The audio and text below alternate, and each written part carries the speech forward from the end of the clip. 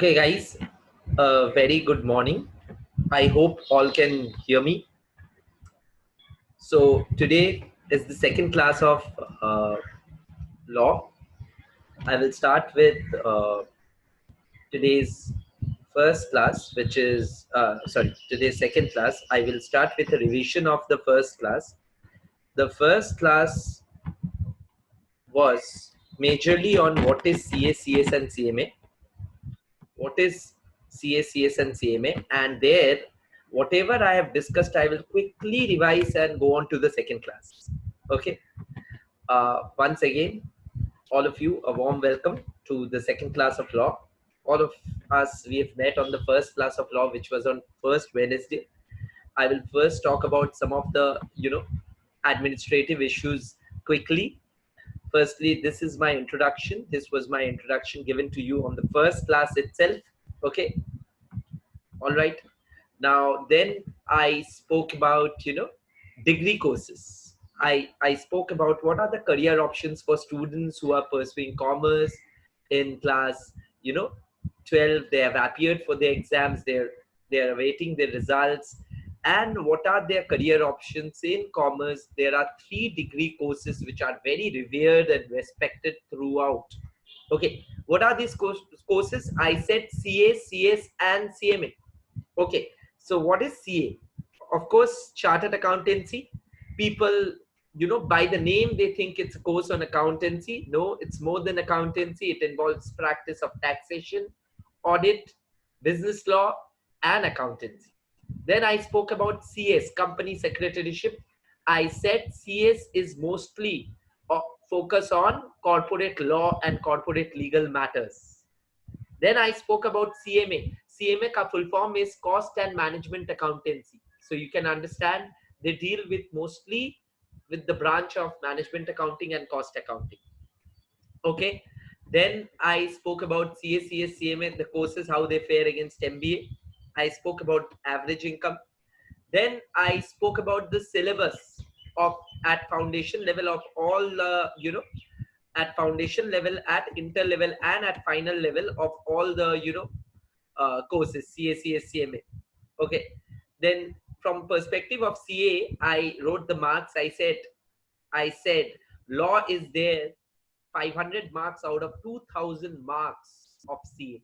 यानी कि CA का जो एग्जाम्स है उसमें 2000 मार्क्स का एग्जाम है फाउंडेशन से लेके फाइनल तक, और उसमें 2000 मार्क्स में 500 मार्क्स सिर्फ लॉ का ही है, यानी कि 25%. Then I spoke about law being the toughest subject in foundation. In the last class, in the last law class, not in BCR, in the last law class, I could not mention and could not revise that law is the subjective paper. So in CA Foundation is a mixture of subjective papers and objective papers. 2 papers are subjective, namely law and accounts. That means law and accounts का paper full fledged आपको लिखना है. Full fledged कैसे लिखना है? Full fledged लिखना है वैसे जैसे आप 100 मार्क्स का कोई भी पेपर लिखते हो. बट जो ऑब्जेक्टिव पेपर है एमसीक्यू वाला पेपर में you know what you have to do. You have to just tick on the right options. Okay, so there are 2 kinds of paper in CA. One is subjective, the other one is objective. Okay, now I also told you the syllabus of all the 3 courses, CA हो, CS हो, CMA हो, तीनों course का मैं syllabus आप लोग से share किया. मैं बोला there are 7 acts in total. ये 7 में से ये ग्रीन वाला पोर्शन CA में है, that is first 5 acts, and all 7 acts are there in CS, and CMA में only 3 acts are there, the green ones. Okay, the marks division from CA perspective also I showed. Then I spoke about CMA, business law and business correspondence reporting is the name of the paper, whereby BL or business law carries 60 marks and BCR carries 40 marks, so it's a 60-40. Okay, all right. But total marks आएगा 70 marks, question paper में छपा जाएगा 120 marks, उसमें आपको 100 marks answer करना पड़ेगा, इसीलिए ये ब्रेकअप भी दिखाया था, analysis. Okay, then I started with law, with the first act which is common to CA हो, CS हो, CMA हो, तीनों कोर्सेज के लिए जो कॉमन एक्ट है वो है इंडियन कॉन्ट्रैक्ट एक्ट. और इंडियन कॉन्ट्रैक्ट एक्ट लेके मैं शुरू किया था, बट शुरू करने से पहले before starting I gave you a brief overview and a brief idea on what is law. So do not worry, I will recap that portion. I know there are students who are attending for the first time, I've read, and I know for a fact that people who are doing this as a second class, they also need revision. No matter how much they remember the stuffs which I spoke on the first class, you guys, we all need brush up and revision. Okay, so let us start. शुरू करते हैं अपने. Okay, पहला चीज जो समझना है वो ये है कि इंडियन कॉन्ट्रैक्ट एक्ट जो है, Indian contract act is a part of commercial laws. Now there are many such commercial laws which you'll understand and which you'll understand. अच्छा, एक स्टूडेंट है, कोई भी स्टूडेंट जो मुझसे चैट करोगे, you can always write to me privately, but sometimes I might take the class. Don't type right away, it's a request, because it hurts the flow of the class. You cannot expect the teacher to be reading the chat and teaching you. Okay, in practical paper that's sambhav, because in practical paper the teacher is giving you assignment and he's looking at the chat and corresponding. In theory paper he's continuously speaking something, so have that decency and buddhi, complementary. So have both of them to just to bear the question, bear the urgency of the question till the end of the class, or till a moment where I can reciprocate. Okay, all right. Now CS ka syllabus has changed, I know. A reply to a chat only, I'm saying CS ka syllabus has changed, I know. I will keep the revised syllabus in front of you from the website of CS. Till now I have only shown the website of CA because of limitation of time. Okay, please have patience, I have everything planned. Okay, and majority of students are doing CA, like I said on the first class. So I have started with the act, Indian Contract Act. Indian Contract Act is there in CA, CS and CM. If you accept that and move forward. Don't ask that the syllabus of CS and CMA में थोड़ा difference है, मेरे को पता है. So do not worry. Okay, all right. Now Indian Contract Act, I'm starting with the first thing in Indian Contract Act which you need to know is, देखो, Indian Contract Act is a part of commercial law or commercial litigations or corporate law, which we call it corporate law. Okay, now what is meant by Indian Contract Act, I will start, but before starting with that I need to give you once again a brief overview of law in general जो मैं पहला class में दिया था. Okay, what was it? I said what is law and why it is required. I said what is law and why is it required for us. Okay, the first thing which I said, पहला चीज जो मैं समझाया था law लेके, मैं बोला था we are individuals, we stay in families.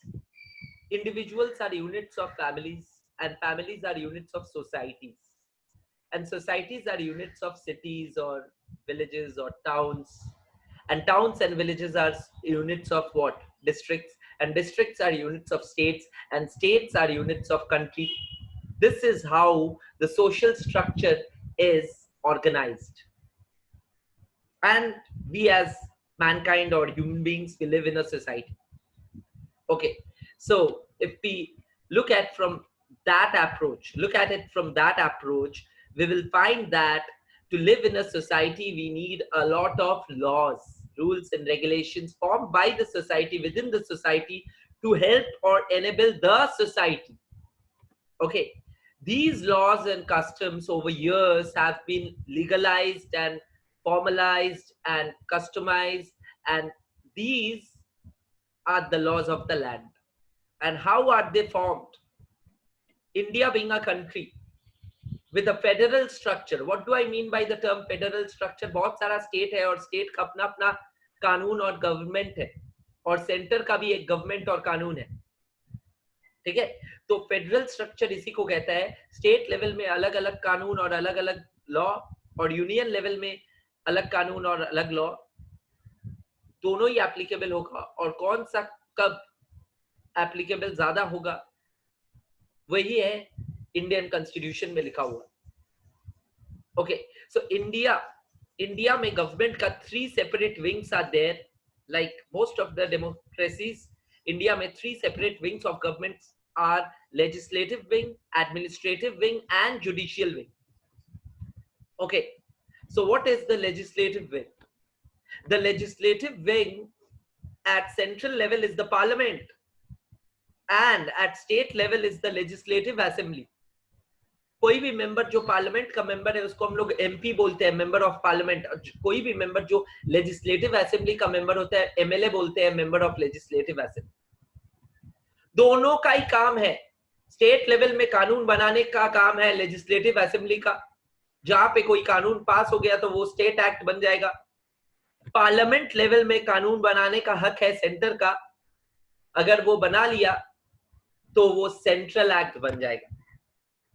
फिर मैं बोला कानून बनाने का काम कैसे होता है. मैं बोला 2 हाउसेज है पार्लियामेंट में, Lok Sabha, Rajya Sabha. Lower house, upper house. Lower house में एक बिल पेश किया जाता है, स्टेप 1 2 3 4 करके लिखा दिया था. बिल को पास करके राज्यसभा भेजा जाता है. राज्यसभा में वो बिल वापस पास होने के बाद वो प्रेसिडेंट ऑफ इंडिया का साइन मिलने से वो एक्ट बनता है, वो सेंट्रल एक्ट. और सेम एक्ट अगर स्टेट लेवल में बनेगा तो प्रेसिडेंट के बदले किसका साइन चाहिए? Governor of the state. Okay, so after the act is promulgated और formulated or formed or passed, the bill becomes the act. The bill proposed in the parliament becomes the act. CAB, Citizenship Amendment Bill, becomes CAA. Okay, and then the act, in order to become applicable in the entire nation or the state, is notified to public. एक act को पास करने के बाद act बन गया, president का sign मिलने से एक्ट इनैक्ट हो गया, एक्ट को एसेंट मिल गया, डेट ऑफ एसेंट उसका समझ में आ गया.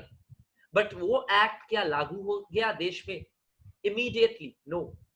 The act is not applicable in the country till public is notified properly. And what is a proper public notice? Publishing the act in an official gazette. Publishing the act in an official gazette is known as a public notice. So an act must be brought to force. एक act को force में लाने के लिए हम लोग क्या करते हैं? हम लोग पब्लिक नोटिस इशू करते हैं. पब्लिक नोटिस कैसे इशू करते हैं? एक्ट को ऑफिशियल गैजेट में नोटिफाई करते हैं. अच्छा सर, ये सब सिर्फ बोलने से समझ में नहीं आता है. आप लास्ट क्लास बोले थे, आज थोड़ा दिखा देंगे? हाँ, मैं एक ऑफिशियल गैजेट दिखाने वाला हूं, so that it registers in your memory very quickly. Now I know many students must be thinking, sir इतना डेप्थ में क्यों पढ़ा रहे हो? कुछ होते हैं, कुछ बहुत कुछ कम, 2 3 4 5 होगा. ऐसे तरह तरह का पर्सपेक्टिव है. वो लोग ये भी सोचेगा सर इतना माइन्यूट जाके क्यों पढ़ा रहे हो? ठीक है, उन लोग के लिए पढ़ाई करो तो ऐसे ही करो, नहीं तो मत करो. Okay, now the official gazette, how does it look like? Official gazette looks like this, you know, this.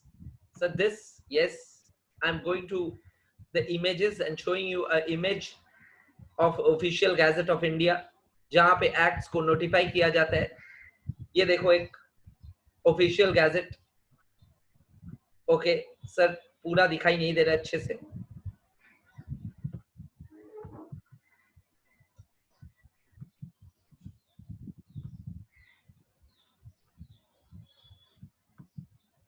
Okay, so I have just shown the format.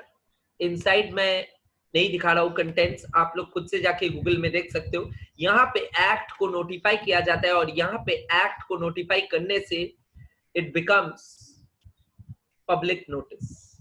Okay, now continuing forward, we will go and see the uh, the next thing which we have done. I said act बन गया, official gazette में act को publish कर दिया गया, act देश में लागू हो गया. एक्ट का 2 दिन होता है, एक डेट ऑफ एसेंट जिस दिन उसको बनाया गया, प्रेसिडेंट जिस दिन साइन किया, और दूसरा क्या होता है, डेट ऑफ फोर्स जिस दिन उसको ऑफिशियल गैजेट में पब्लिक नोटिफाई किया गया. Last class all revision going on. Okay, जो लोग नया अटेंड किया उन लोग का पूरा हो जाएगा, और जो लोग पहला क्लास कर चुके थे लास्ट हफ्ता उन लोग का पूरा फुल रिविजन हो जाएगा. Okay, now since most of you are here, और एक एडमिनिस्ट्रेटिव चीज मैं बता दे रहा हूं, my law classes will be twice a week. मैं पहले भी समझा के बताया था, my law classes will be at least twice a week. कब से सर? मई महीने से. सो मई महीने से लॉकडाउन अगर नहीं हटा and we continue online format, we will have two law classes in a week and 1 BCR class. So 3 classes I'll be giving for this paper, which is highest anywhere. And also I will, if we go to live mode, face-to-face mode from 3rd of May itself, then we will definitely, as it is, हम लोग का जो routine, live routine है, थोड़ा सा अलग है, वो आप लोग को दिया जाएगा. Do not worry. So this is once again a reassurance and recap and reminder of the fact which I have said. Some students had WhatsApp me, so इसीलिए मैं reminder दे दिया. Please do keep in touch. Okay, now, like I said, there are 3 wings: legislative, administrative, and judicial wing. Now, what is administrative and judicial wing, sir? I said देश में आप लोग सुने हो economic ministry. Sir economic ministry तो नहीं बोलता है, finance ministry. Ministry of finance is the proper name, but finance ministry, या जो हम लोग बोलते हैं शॉर्ट में उसको एफएम, फाइनेंस मिनिस्टर जिसको संभालता है. तो ऐसा बहुत सारा और भी मिनिस्ट्री है ना. मोल, मैं शॉर्ट में बहुत कुछ कहता हूँ. मोल, MOLE stands for ministry of labour and employment. ये सारा लेबर लॉज और कॉर्पोरेट लॉज के लिए हम लोग को चाहिए. MCA, ministry of corporate affairs. Ministry of railway, ministry of human resource and development.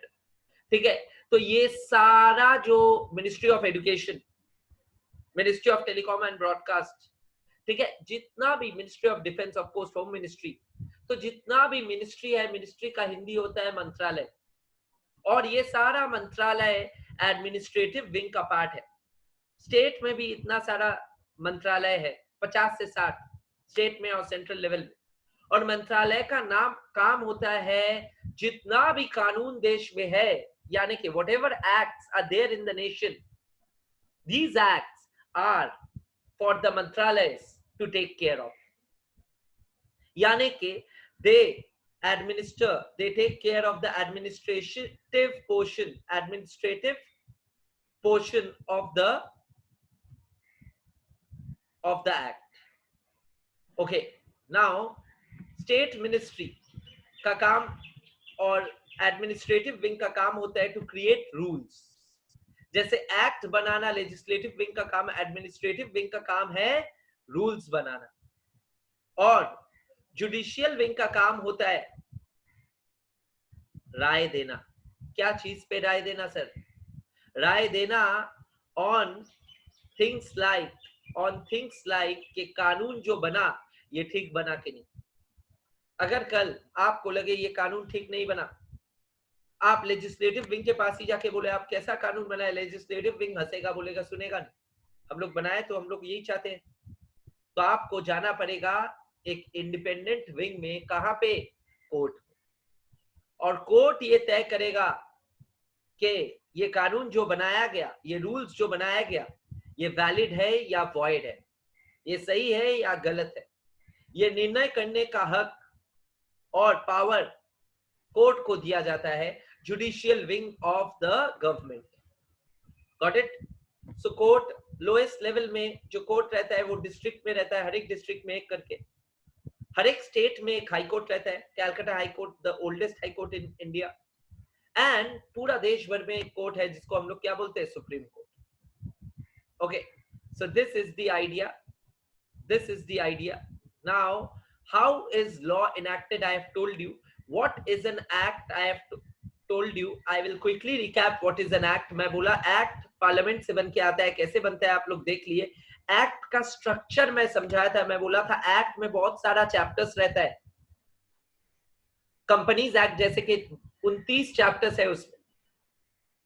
Act में चैप्टर में, हर एक चैप्टर में बहुत सारा सेक्शंस रहता है, हर एक चैप्टर में। तो कंपनीज एक्ट में 29 चैप्टर्स में देयर आर 470 सेक्शंस मिला के, and some chapters have some sections. And then I have started with Indian Contract Act. We will continue with the same today. Okay, in Indian Contract Act I had set the background. जो लोग पहला class कर रहे हो आज, वो लोग आके भी इनसिक्योरिटी में मेरे को लिख दिया sir first class, sir first class. Don't worry, listen to me, because I have revised the entire first class very briefly. पूरा क्लास में जो जो डिस्कशन हुआ था पूरा मैं डिस्कस कर दिया। अभी मैं चालू करने वाला हूँ इंडियन कॉन्ट्रैक्ट एक्ट से, जो लास्ट क्लास फुल्ली चालू नहीं हुआ था, आज फुल्ली चालू हो जाएगा। सो सिलेबस आज से स्टार्ट हो रहा है formally the syllabus is starting from today. Okay,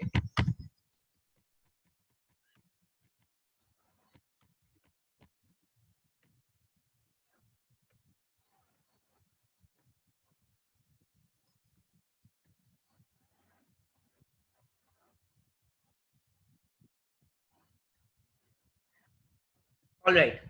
Now, what is Indian Contract Act?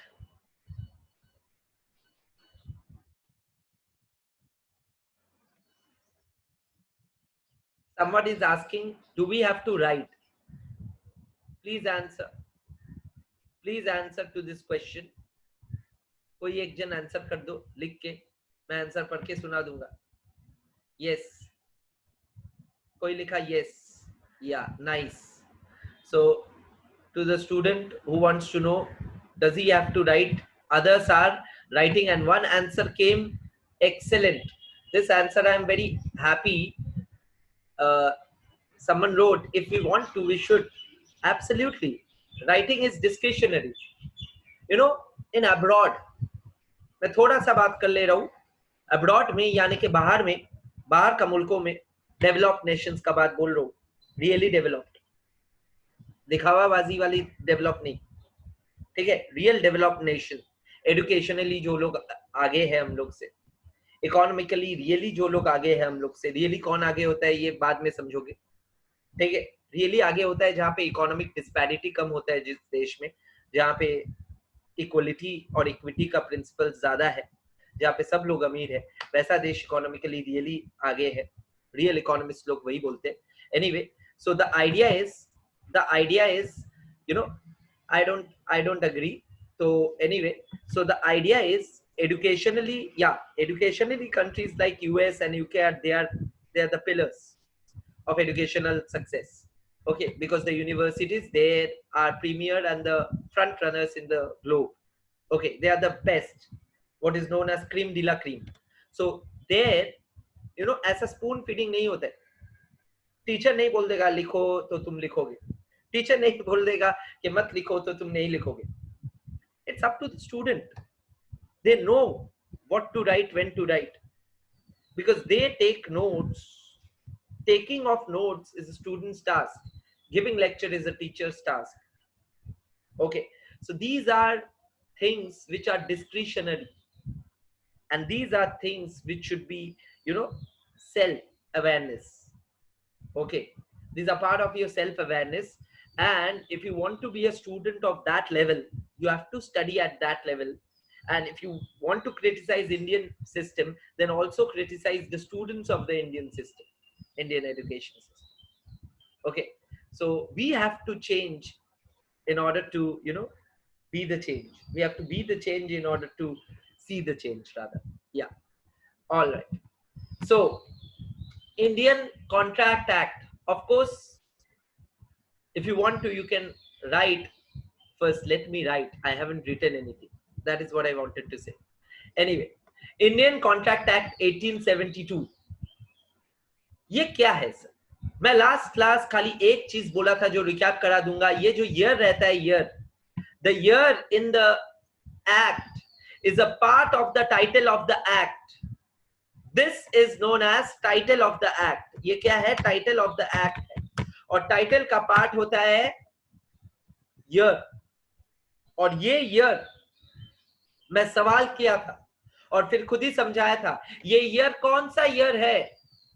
Date of enactment वाला ईयर या डेट ऑफ फोर्स वाला ईयर? डेट ऑफ एनैक्टमेंट वाला year. I told you it was the date of enactment wala year and not date of force wala year. Very good. Okay, now what is this act talking about and covering? Background of the act I will make clear. Background of the act.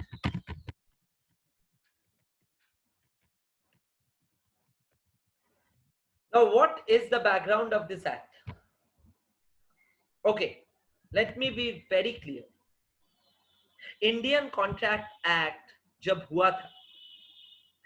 हुआ था तब साल था 1872. तो first word which I am writing is pre-independence or post-independence? Pre-independence. Drafted by whom? Drafted by the British government.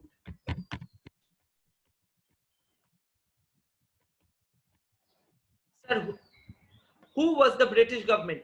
The British government was first or initially the East India Company. If you know the history of India, many don't. East India Company.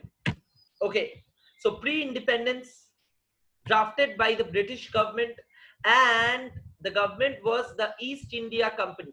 They called themselves the company.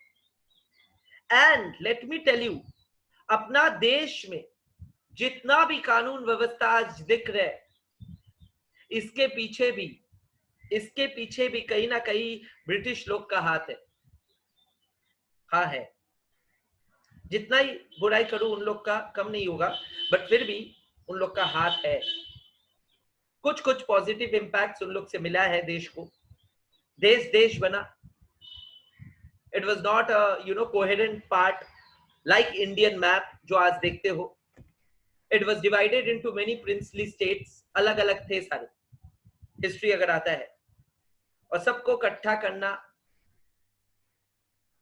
through a language which is English, because regional places used to speak regional languages. There was no Hindi throughout. Okay, you must know the history. And there was no English throughout. Of course, English people came, then we started speaking English. And English लोग ने अपना कानून हर जगह implement कर दिया, और देश में एक कानून आ गया, और ये प्री इंडिपेंडेंस से हो गया, और तभी इंडियन कॉन्ट्रैक्ट एक्ट भी आ गया. और उसके साथ साथ बाकी जो एक्ट सिलेबस में है, सोचिए, वो भी प्री इंडिपेंडेंस उसमें दोनों है. Sale of Goods Act and Indian Partnership Act. Now I'm talking about the CA syllabus. Okay, Sale of Goods Act and Partnership Act and Indian contract act, ये तीनों ही सीएस में भी है, सीए में भी है। सीएमए में sale of goods and Indian contract है, ये तीनों एक्ट प्री इंडिपेंडेंस है। और मैं बता दूं, ये तीनों एक्ट ब्रिटिश लोग ने बनाया, और ब्रिटिश लोग ने ये तीनों एक्ट कैसे बनाया पता है? अपना खुद का एक कॉमन लॉ से, जिस लॉ का नाम है English common law. English common law, this is the source of most of the acts which are formed before the independence of India. Indian independence के पहले जितना भी एक्ट्स है, सारा एक्ट्स का root source is English common law. And what is the English common law? Many don't know. The English common law is nothing but a law which is there to govern all the Indian colonies. All the Indian colonies को govern करने के लिए India, England का जितना भी all the English colonies को govern करने के लिए, India being one of them, Australia being one of them, Canada being one of them, this is their colonial history globally. वो लोग सब जगह में कॉलोनी बना लिया था। They had a huge naval power and they were good traders. Through trade and commerce and through traveling throughout the world, they had colonized many areas, many places, many countries in the world, and all become subject to their commonwealth nations, sunte ho? And all used to pay taxes to the British kingdom. And ये जो उन लोग का साम्राज्य था, ये साम्राज्य को गवर्न करने के लिए और चलाने के लिए they had enacted English common law. तो ये इंग्लिश कॉमन लॉ से ही जितना भी कॉलोनीज है, हर कॉलोनी का कानून बनाया गया। तो Indian contract act is no exception, it is a part of and it is derived from English common law. So there are many provisions which are very similar to the English laws. Okay, is it clear? यहां तक सबको समझ में आया आज का पहला पढ़ाई? ओके सर, अभी बताइए कि इंडियन कॉन्ट्रैक्ट एक्ट जब लाया गया था, it was applicable to the whole of India? No. The history of this act you must know as a student because you will be studying it. Indian Contract Act आज का दिन में, आज यानी कि आज कौन सा तारीख है? 22nd of April 2020. Today's date is 22nd of April 2020. month, day, year format में है. So today's day, as on today's date, Indian Contract Act is applicable to the whole of India. But last year, same tarikh, Indian Contract Act was applicable to the whole of India. Was applicable to whole of India except the state of Jammu and Kashmir. Except the state of Jammu and Kashmir. Why was this, sir? Of course, you guys know. You guys don't live in a void. आप लोग void में नहीं रहते हो, आप लोग India में ही रहते हो।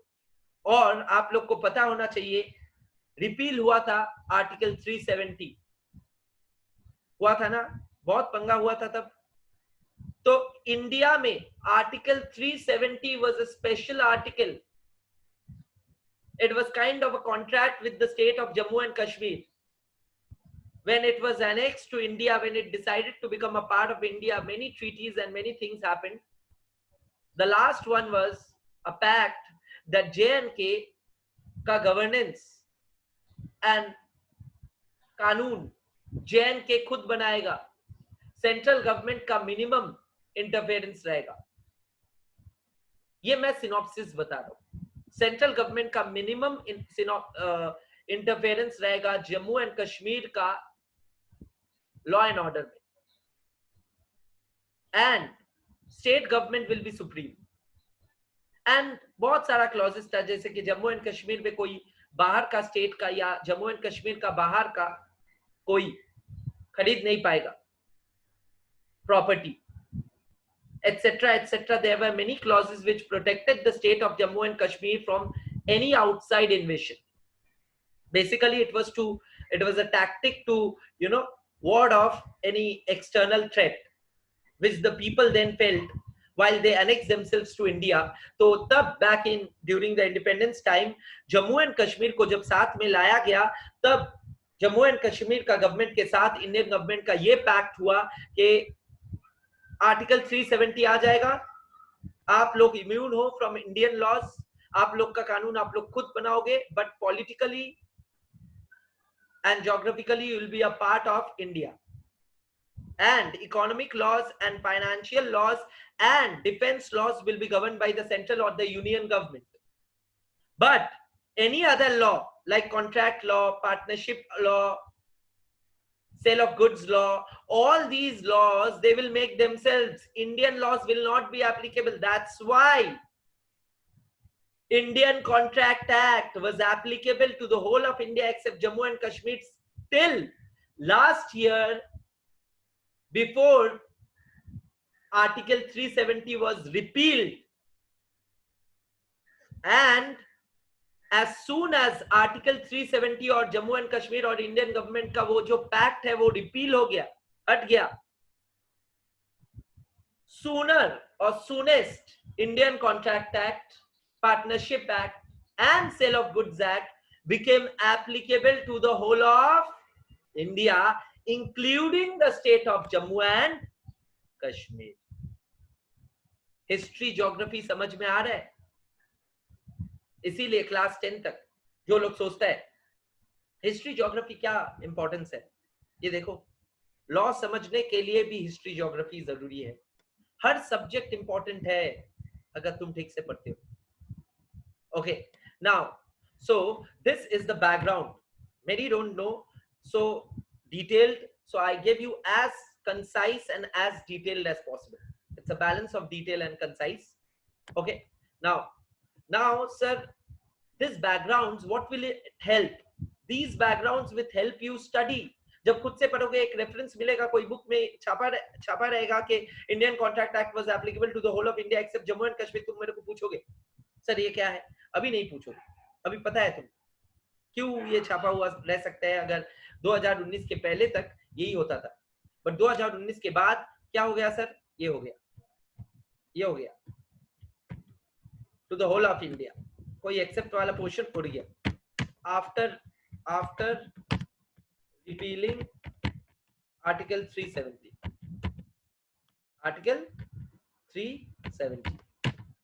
ठीक है। तो ये करंट स्टेट है, करंट स्टेट को डेट में लिख दिया। Is it clear all of you? Okay, so that is the synopsis of what has happened so far. Okay sir, now can you kindly tell us Indian Contract Act covers what? ये तो geographical coverage था, अभी conceptual coverage का बात किया जाए। What is conceptual coverage? मतलब conceptually Indian contract act जो है ये क्या क्या टॉपिक और क्या क्या चीज को कवर करे, यानी कि Indian contract act deals with what?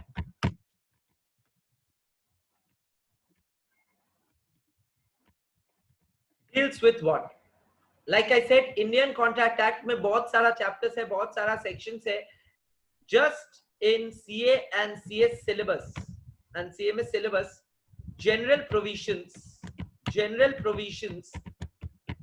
covering section 1 to 75 is there in your syllabus.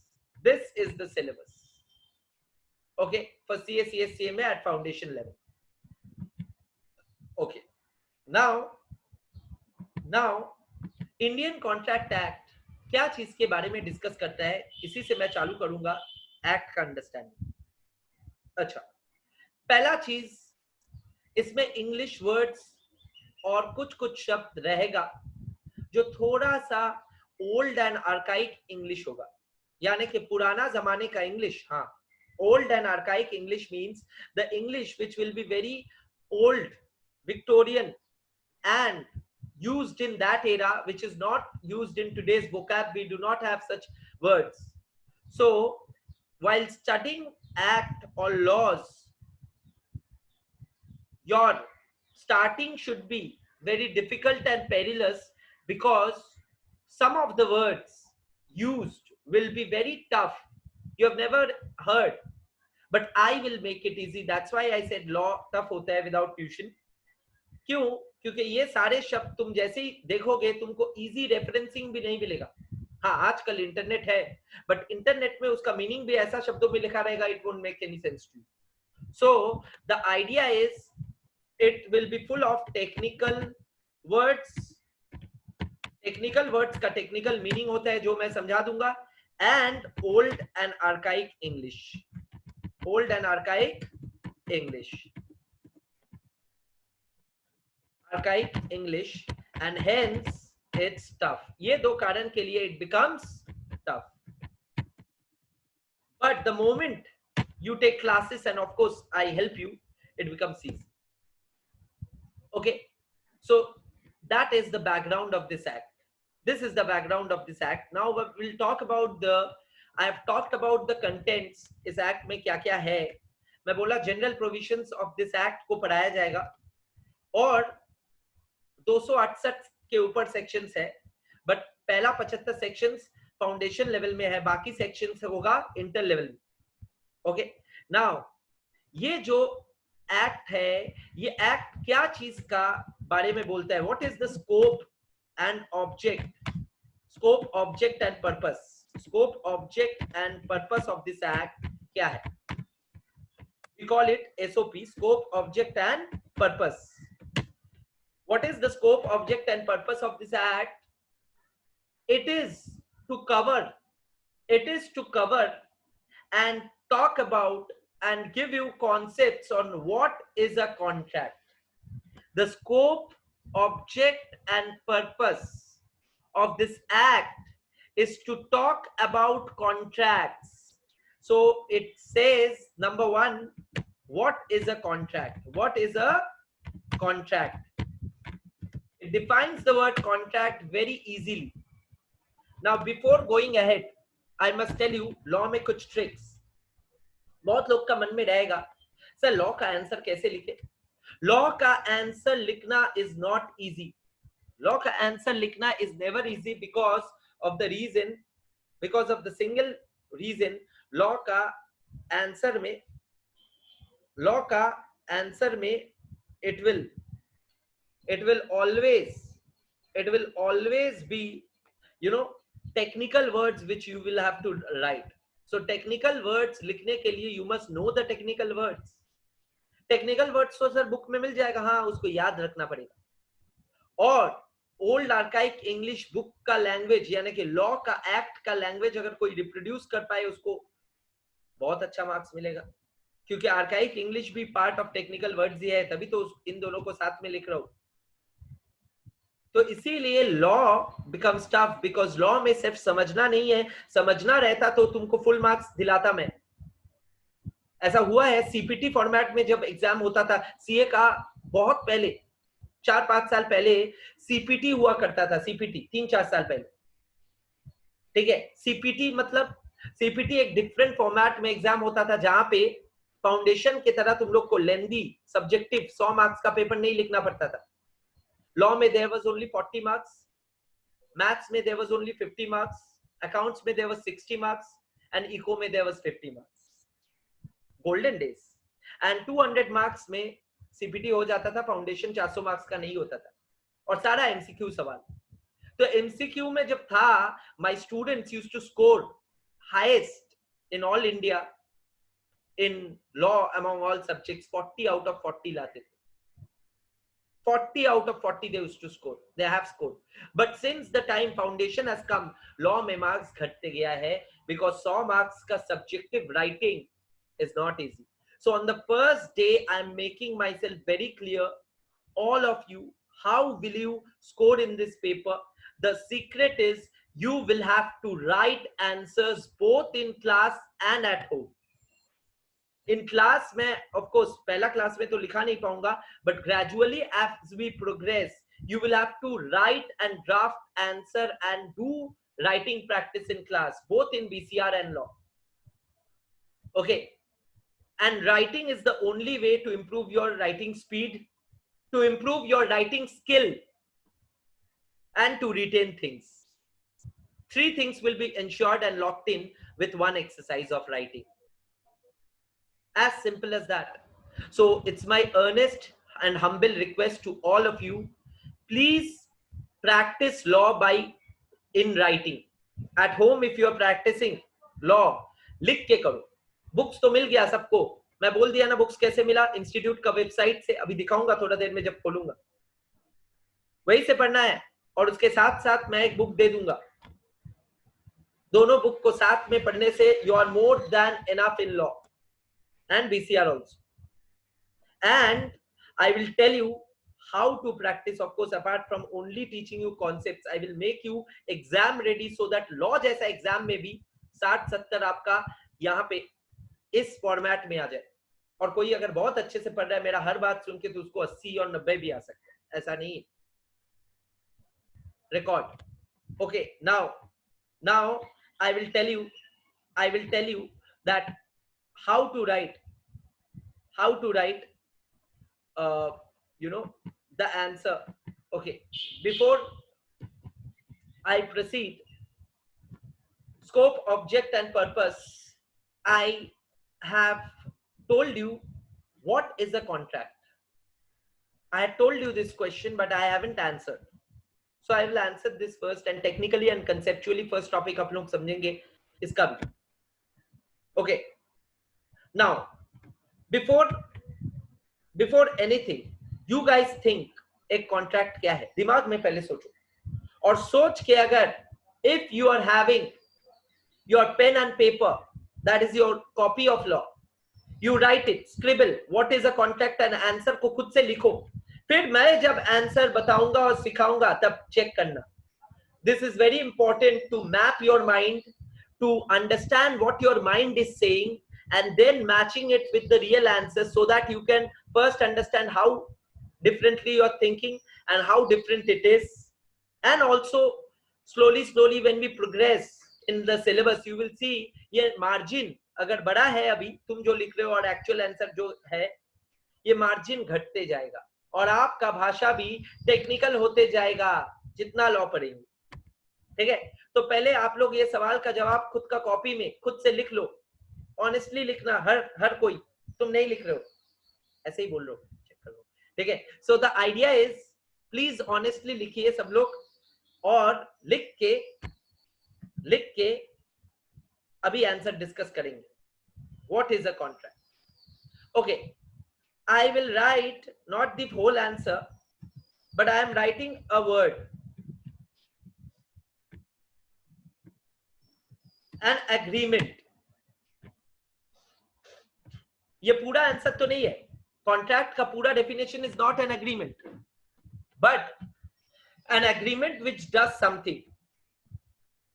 But why an agreement and what is an agreement now? Okay, I will give you an example. मेरे को बताना India में British लोग जब आया था तब वो लोग कमर्शियल पर्पस के लिए आया था या कोई और पर्पस, ट्रैवल करने, घूमने, इंडियन मॉन्यूमेंट्स देखने? कमर्शियल पर्पस में आया था, ट्रैवल एंड टूर के लिए नहीं आया था. ठीक है, कमर्शियल मतलब पूरी commercial. Very good. Trade and commerce. And ये कमर्शियल पर्पस में आए नालायक लोग ब्रिटिशर्स, एंड रह गए. देखा कि उन लोग का देश में कुछ है नहीं, यहाँ पे सब कुछ मिल रहा है, बस लूटो. केओस है, हर एक जगह अलग अलग है, लूटो. और लूट के रह गए. और ये लूट को लीगलाइज करने के लिए कानून बनाया. कानून हम लोग का मदद के लिए नहीं बनाया. व्हाटएवर बी द पर्पस, हम लोग को मदद आ गया but whatever be the purpose, the kanun was made to do the loots in a formal and legalized way. Okay, now the idea is ये जो एग्रीमेंट है, ये जो एग्रीमेंट है, ये जो कॉन्ट्रैक्ट है, ये जितना भी कॉन्ट्रैक्ट इंडिया में होगा, ये कॉन्ट्रैक्ट का कानून वो लोग इसलिए बना लिया, जिसका नाम दे दिया इंडियन कॉन्ट्रैक्ट एक्ट, जो इंग्लिश कॉमन लॉ का कॉन्ट्रैक्ट एक्ट का प्रिंसिपल्स के तरह ही है. Now what is a contract, इसका आंसर कोई लिखा है, बट मैं आपका इंडिविजुअल कॉपीज में लिखने के लिए कहा, और मैं बोला कि कॉन्ट्रैक्ट एक एग्रीमेंट होता है, तो मैं पूछा एक एग्रीमेंट क्या होता है. अब मैं एग्जांपल दूंगा. Let's say there's a mom, mother ने अपना चिल्ड्रन को वादा की कि सुबह ब्रेकफास्ट में she will give you something to eat which is very tasty. Let's say sandwich, a very tasty sandwich which she makes usually. She has promised, a mother, to her children that she will make the same for her children. The children were happy. Now she promised, so they made an agreement. It's kind of an agreement. Now in the morning, the mother woke up late and she could not make the same, and she made oats, boiled oats बना के बोला खा लो बच्चों को.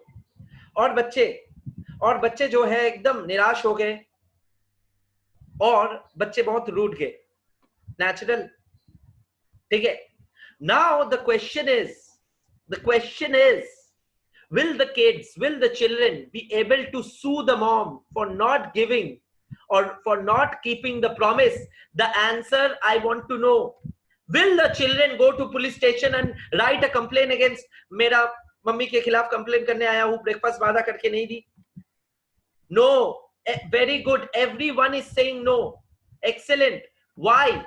Because the answer is, this cannot be enforced by law. This cannot be enforced by law. What cannot be enforced by law? The agreement between a mom and a son made socially.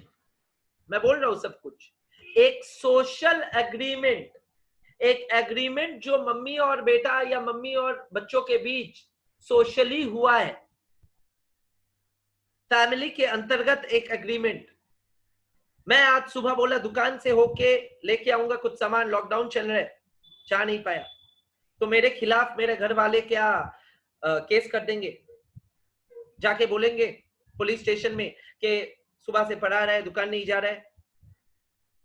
हाँ या ना? नहीं जा पाएंगे, ऐसे ही lockdown चल रहा है, कैसे जाएंगे? ठीक है. सो the idea is they can not go because of the fact that it is not a legal compulsion for me to deliver that promise. And same goes for the mother who did not deliver the breakfast, because it was not a legal compulsion for her as well. She was under no legal obligation.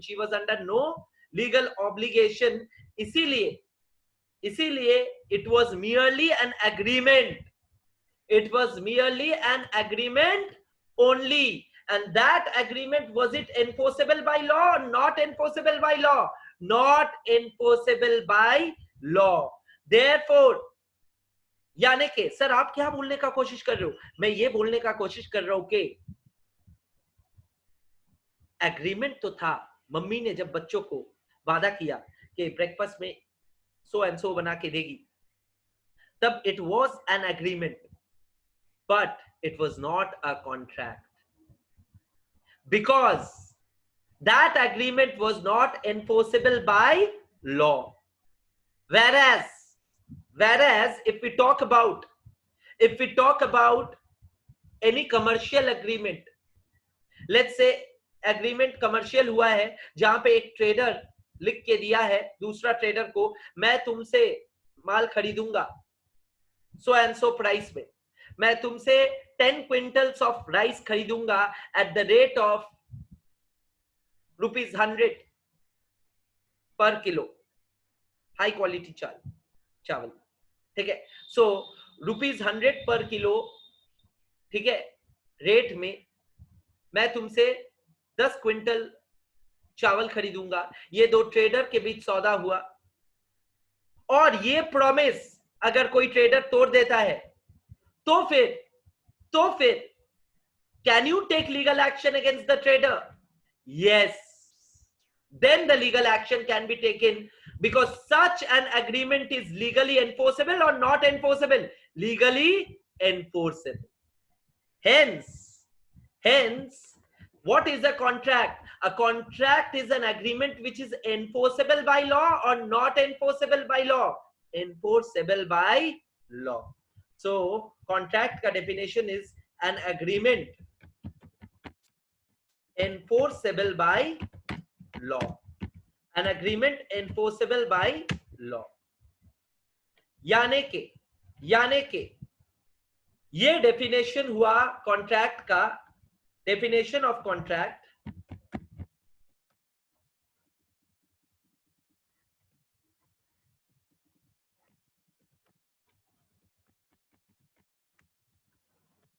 Okay, this definition of contract is given under section 2 subsection H. Okay, now sir, क्या है ये section number? क्या ये section number हम लोग को याद रख के पूरा लिखना है हूबहू? हर सेक्शन को तुम याद नहीं रख पाओगे। सुन लो, हर सेक्शन को आप याद नहीं रख पाओगे। आपको डेफिनेशन मैं पूरा याद दिला दूंगा। कॉन्ट्रैक्ट का डेफिनेशन क्या एक्ट में यही लिखा है? हाँ, an agreement enforceable by law is a contract. हूबहू यही डेफिनेशन है। अ contract is an agreement enforceable by law. हूबहू यही डेफिनेशन दिया हुआ है और यही डेफिनेशन आपको लिखना है। डेफिनेशन के साथ साथ आपको, सिंस ये पहला डेफिनेशन था, आपको सेक्शन नंबर भी याद रहेगा और आप ये भी लिख दोगे, बट लास्ट तक हर एक सेक्शन याद नहीं रख पाओगे। जनरल है, कोई लॉयर को भी याद नहीं रहता है। प्रैक्टिकल बात बोल रहा हूं, तो जहां तक याद होगा वहां तक सेक्शन नंबर याद रहेगा, वहां तक लिखोगे। सेक्शन नंबर हर एक सेक्शन का याद नहीं रहेगा और लिख भी नहीं पाओगे, तो दोस्त उसमें एफर्ट देना ही मत। Conscious effort shall be there to register the definition. What is it saying? What is the keyword? What is the language? What is the meaning? Section number तो बुक से ही मिल जाएगा। क्लियर है? कंसेप्चुअली पढ़ाई करना, section number याद रह जाएगा। पहला दिन ही बोल दिया, ये सवाल आखिरी दिन तक लोग पूछेगा, मेरे को पता है।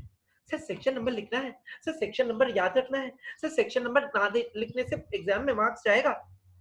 मैं अभी पहला दिन, first day I told you that please do not face any false insecurity, do not grow any false insecurity. Education वैसे करो जैसे बाहर में होता है, जैसे एडवांस्ड एजुकेशनल इंस्टीट्यूशंस में होता है, जैसे कि हायर एजुकेशन होना चाहिए।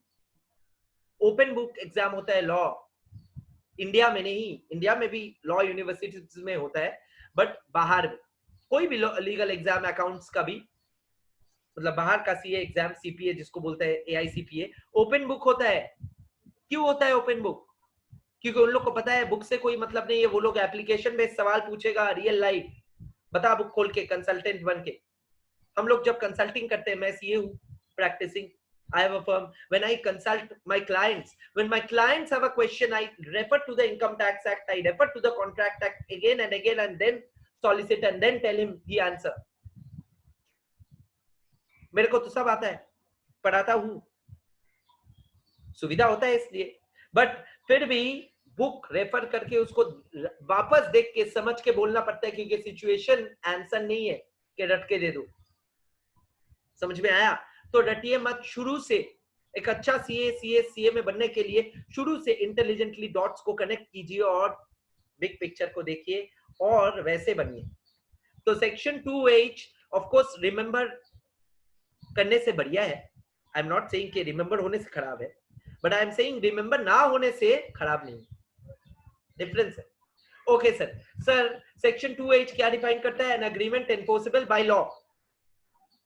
Okay, like I said, last class में बोल दिया था, एक तरीका दूंगा जैसे सेक्शन क्लास में ही रट जाए। जितना भी एक्ट्स है इंडिया में, 90% of the acts in India, कानून in India, section of definition और definitional section is always section 2। तो ऐसे ही याद रह जाएगा, कोई भी चीज कहां पे डिफाइंड होगा, सेक्शन 2। क्लियर है?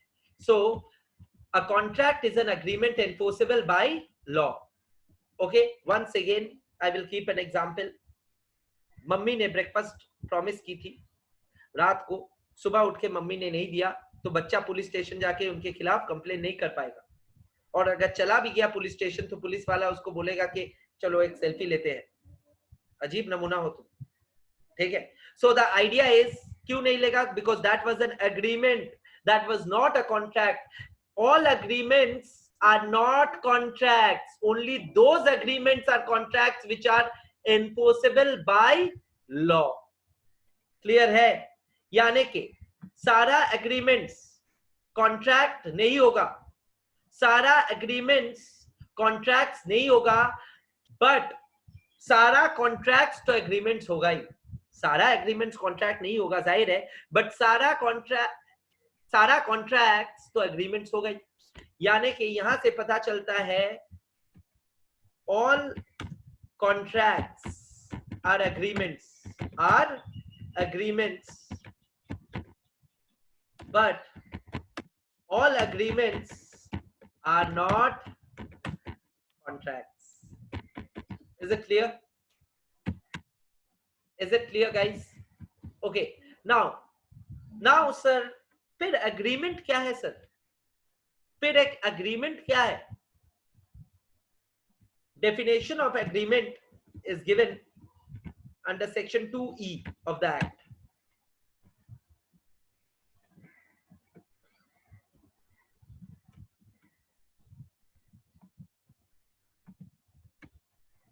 A of the act।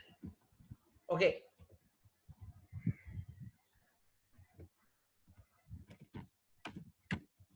क्या बोलते हैं सर एग्रीमेंट का डेफिनेशन?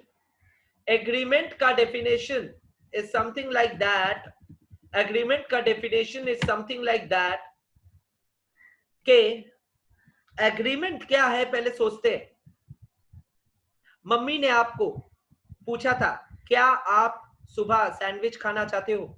आपने एक पैर में खड़ा होकर बोल दिए हाँ हाँ हाँ, और जैसे ही आप बोल दिए आपका सहमति मम्मी को मिल गया और मम्मी का प्रॉमिस आपको मिल गया और ये बन चुका ना agreement.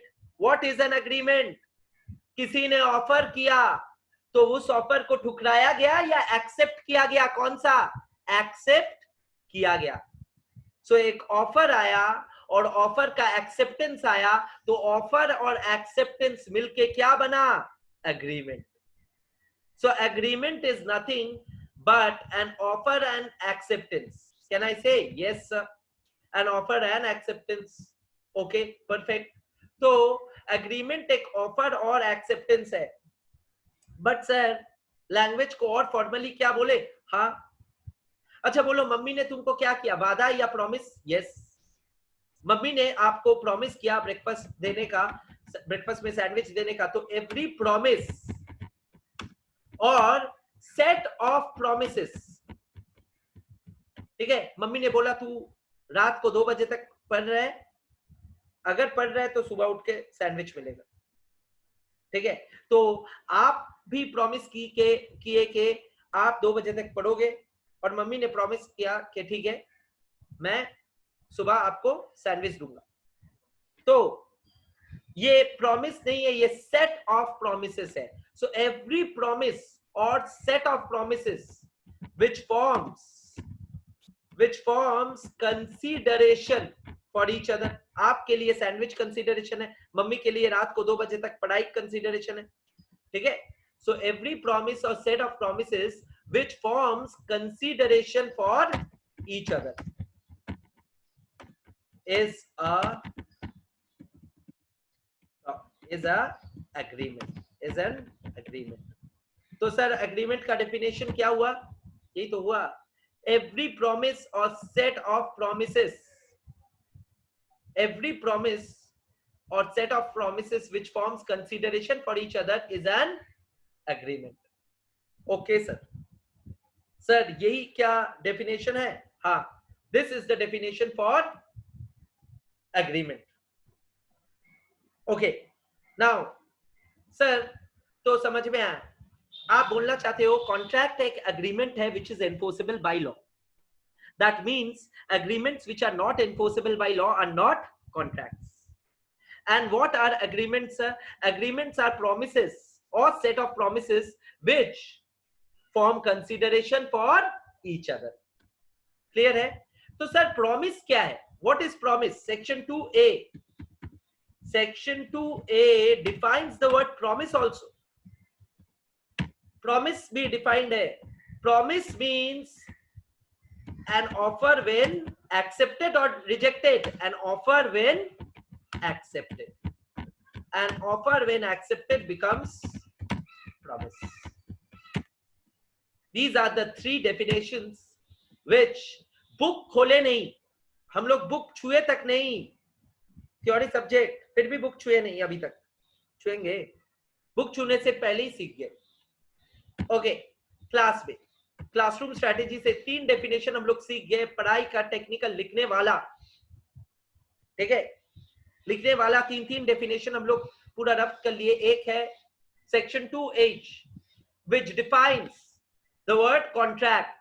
Contracts are agreements which are enforceable by law. Enforceable by law. Okay, take keywords. Okay, sir. Sir, what is agreement? Agreement is promise or set of promises which forms consideration for each other. And what is what is a promise? Promise is what? Promise is an offer when accepted. ठीक है, तो 3 definition. एक है promise का,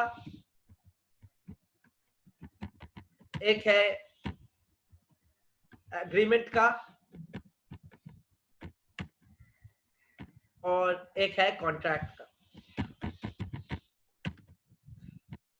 okay, we have spoken about definitions and the definitions are here. Okay, is it clear? All right.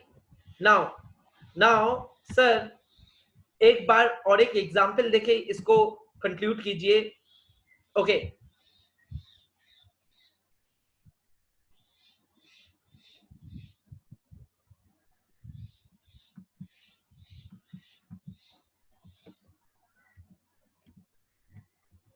there's a query, very genuine query by some student, I know the name. So 2A और B दोनों को मैं लिख रहा हूं क्योंकि मैं exactly ये प्रॉमिस का पर्सपेक्टिव से ऑफर एंड एक्सेप्टेंस दोनों समझा रहा हूं.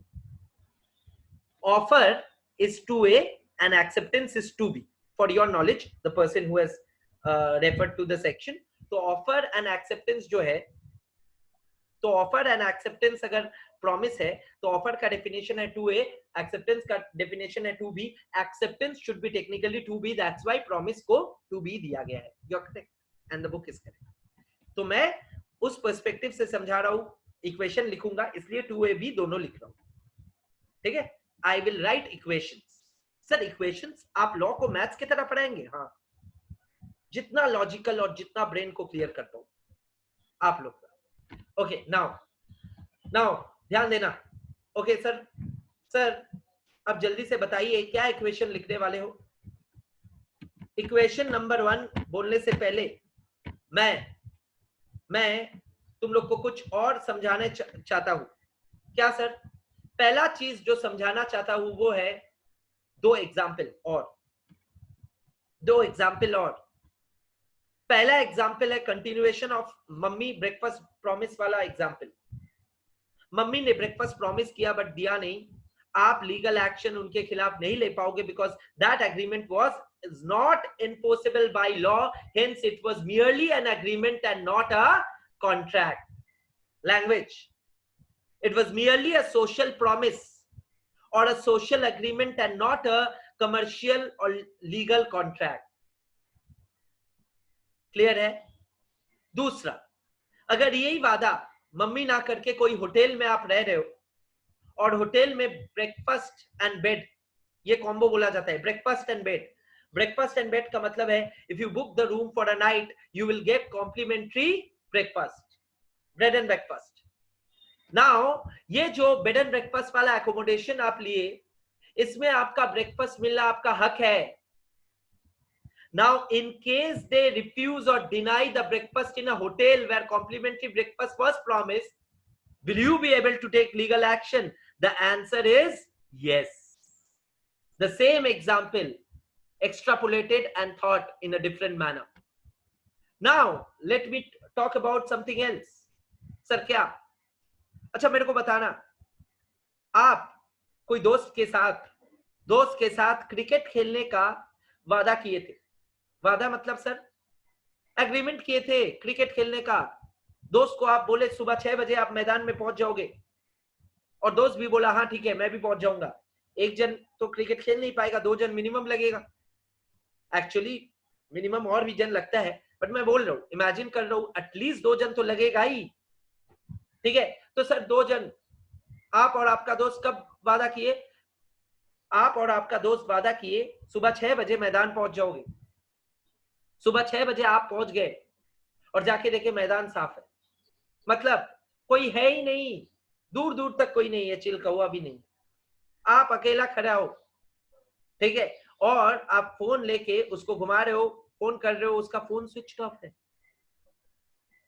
सुबह 9 बजे तक उसका फोन लापता है, कुछ है ही नहीं, वो आया ही नहीं।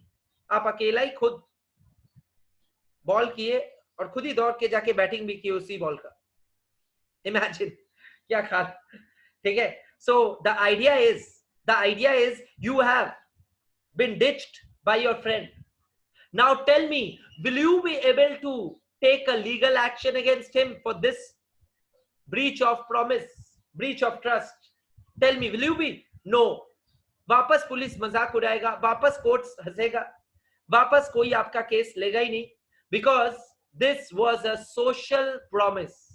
खेलने का वादा दोस्त ने जो किया है रिक्रिएशनल पर्पस के लिए, ये एक सोशल प्रॉमिस था, एग्रीमेंट था, ये कॉन्ट्रैक्ट नहीं कहलाया जाएगा because it was not legally enforceable.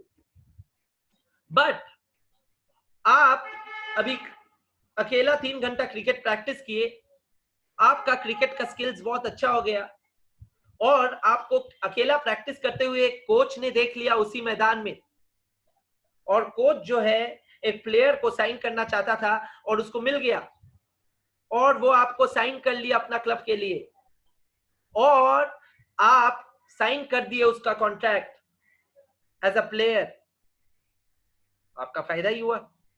अब क्लब का रूल्स है कि आपको 3 दिन सुबह 6 बजे पहुंचना पड़ेगा, आप हफ्ते में सिर्फ 2 ही दिन जा पाए। क्या तीसरा दिन ना जाने के लिए can they take legal action against you? The answer is yes, they can, because यही है funda of what is a contract and what is not. Clear है? So this is the funda of contract, this is the funda of contract, this is what is meant by an agreement enforceable by law. Okay, now equation का बात अगर किया जाए, so contract is equal to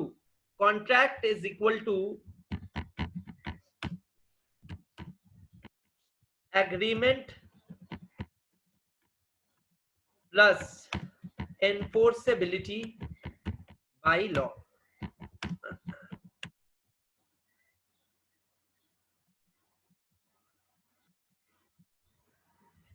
Contract is equal to agreement plus enforceability by law. Clear है? Agreement क्या है sir? Agreement is equal to promise,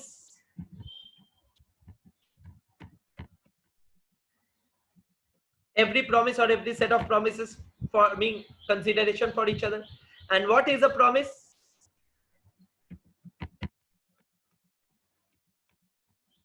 Offer when accepted, that means offer plus acceptance.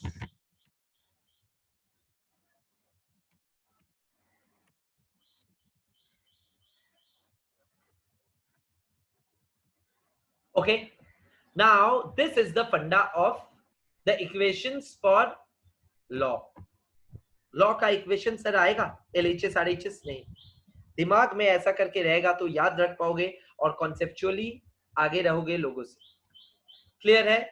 So contract is equal to agreement plus enforceability by law. Agreement is equal to promise.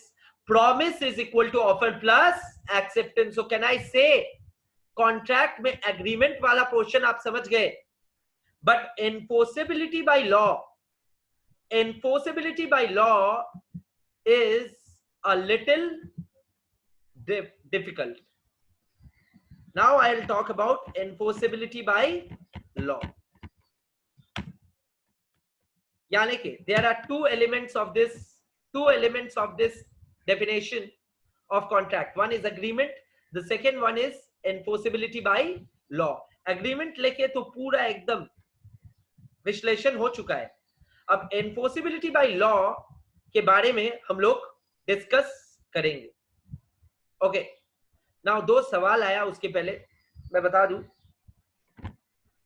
पहला बात, offer and proposal क्या same चीज है? हाँ, अभी के लिए offer, अभी के लिए बोला, अभी के लिए offer and proposal are the same thing. Answer given. Okay, is it clear to whose query it was? Number 2, question number 2 is, sir, what is the difference between acceptance and agreement? Acceptance and agreement का तो बहुत बड़ा difference है. Acceptance मतलब हाँ बोलना, हाँ बोलने से वो एग्रीमेंट बनेगा, हाँ ना बोलने से एग्रीमेंट नहीं बनेगा. तो acceptance is the cause, agreement is the effect. तो जो ये सवाल किया कि what is the difference between acceptance and agreement या फिर एग्रीमेंट एंड प्रॉमिस, मेरे को समझ में नहीं आया सवाल.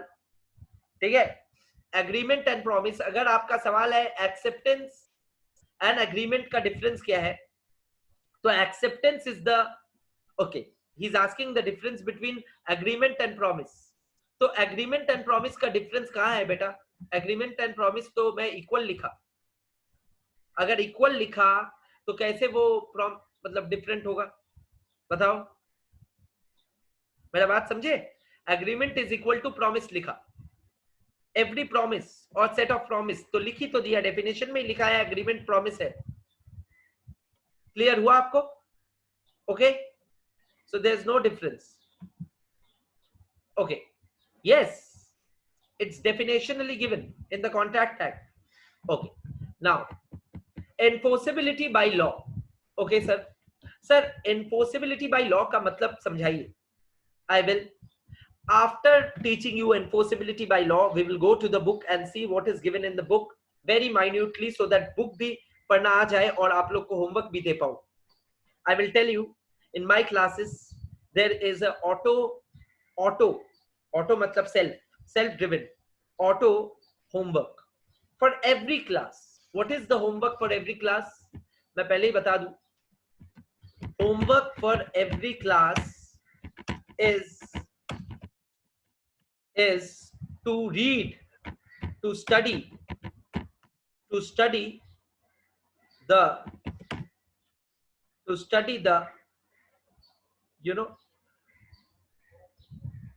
class done. यानी कि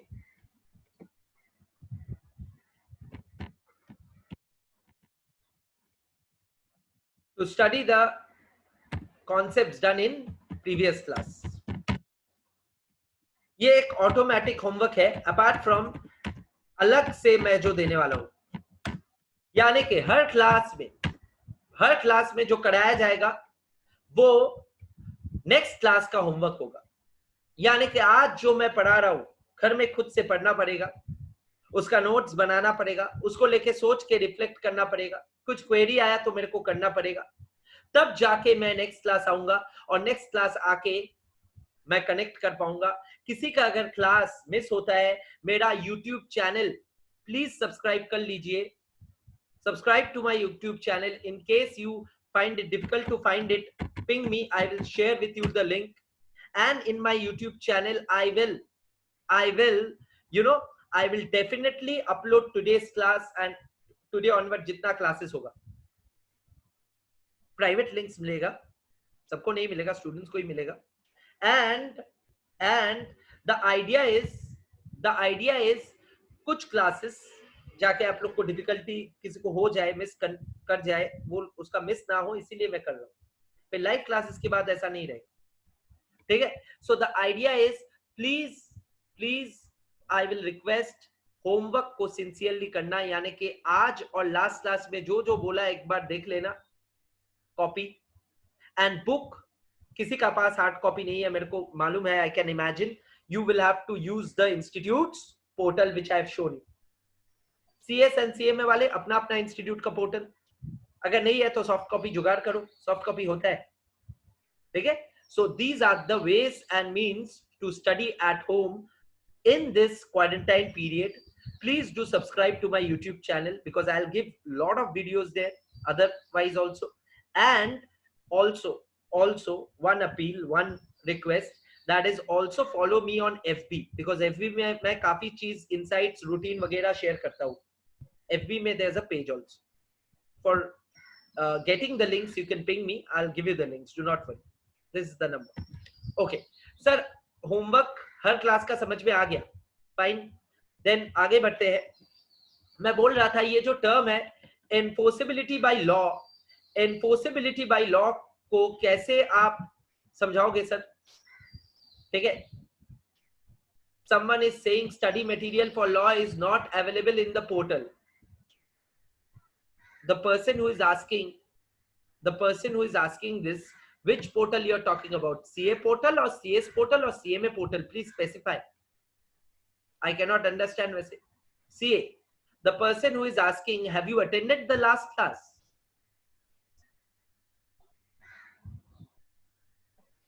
Okay.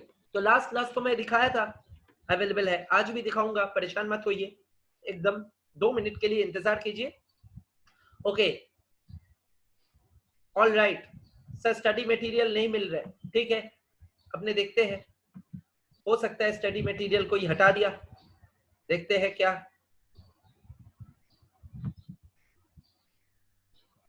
हो सकता है. There could B.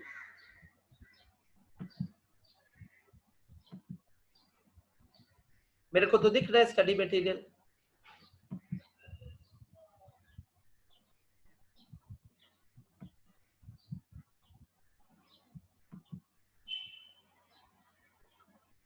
वाह, स्टडी मटेरियल खुल भी गया. वाह सर, आप मजाक करते हो हम लोग के साथ? कभी कभार मजाक करता हूँ. मेरा में नहीं आया सर, सॉरी स्टूडेंट, आपके में नहीं आया.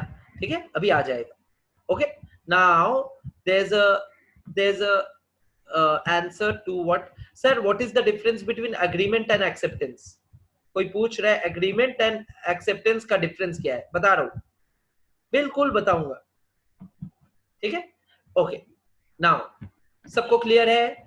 जिसका नहीं आ रहा है या जिसको बात नहीं मालूम है वो प्लीज वापस फॉलो करे institute of chartered accountants of India ICAI.org खोल के स्टूडेंट्स टैब में BOS नॉलेज पोर्टल में जाना.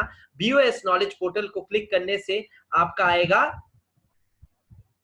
फाउंडेशन कोर्स को क्लिक करने से, पेपर 2 को क्लिक करने से, बिजनेस लॉ को सेक्शन 1 को क्लिक करने से आपको मिलेगा स्टडी मटेरियल वाला पोर्शन. और स्टडी मटेरियल क्लिक करने से इंडियन कॉन्ट्रैक्ट एक्ट का रेलेवेंट फॉर नवंबर के अंदर इंडियन कॉन्ट्रैक्ट एक्ट का यूनिट 1 में क्लिक करके मैं ये लाया. क्लियर है? पूरा पाथ समझा दिया. ओके, ये भी डटा दूं, लिखा दूं? Okay, thank you. Now there was a query sir. Query क्या है? एग्रीमेंट एंड एक्सेप्टेंस में फर्क बताइए. अच्छा बोलो, अभी मैं बोल रहा था थोड़ा देर पहले, एक्सेप्टेंस इज कॉज और इफेक्ट. जिसको कॉज इफेक्ट नहीं पता उसको तो पता करना पड़ेगा. ठीक है, क्या पढ़ाई करोगे? कॉज एंड इफेक्ट पता है? तो कॉज होता है कारण, इफेक्ट होता है रिजल्ट. कॉज होता है कारण, इफेक्ट होता है result. Very good. So agreement में acceptance is the cause. Acceptance is the cause. Acceptance is like a cause and agreement is the effect. Clear है? Clear है? तो cause and effect. What is the cause? Poverty is the effect. ठीक है ना? Okay. Now ध्यान देना, ये जो enforceability by law है इसका मतलब मैं समझा रहा था, ठीक है? enforceability by law. अच्छा, दुनिया में obligations बहुत है.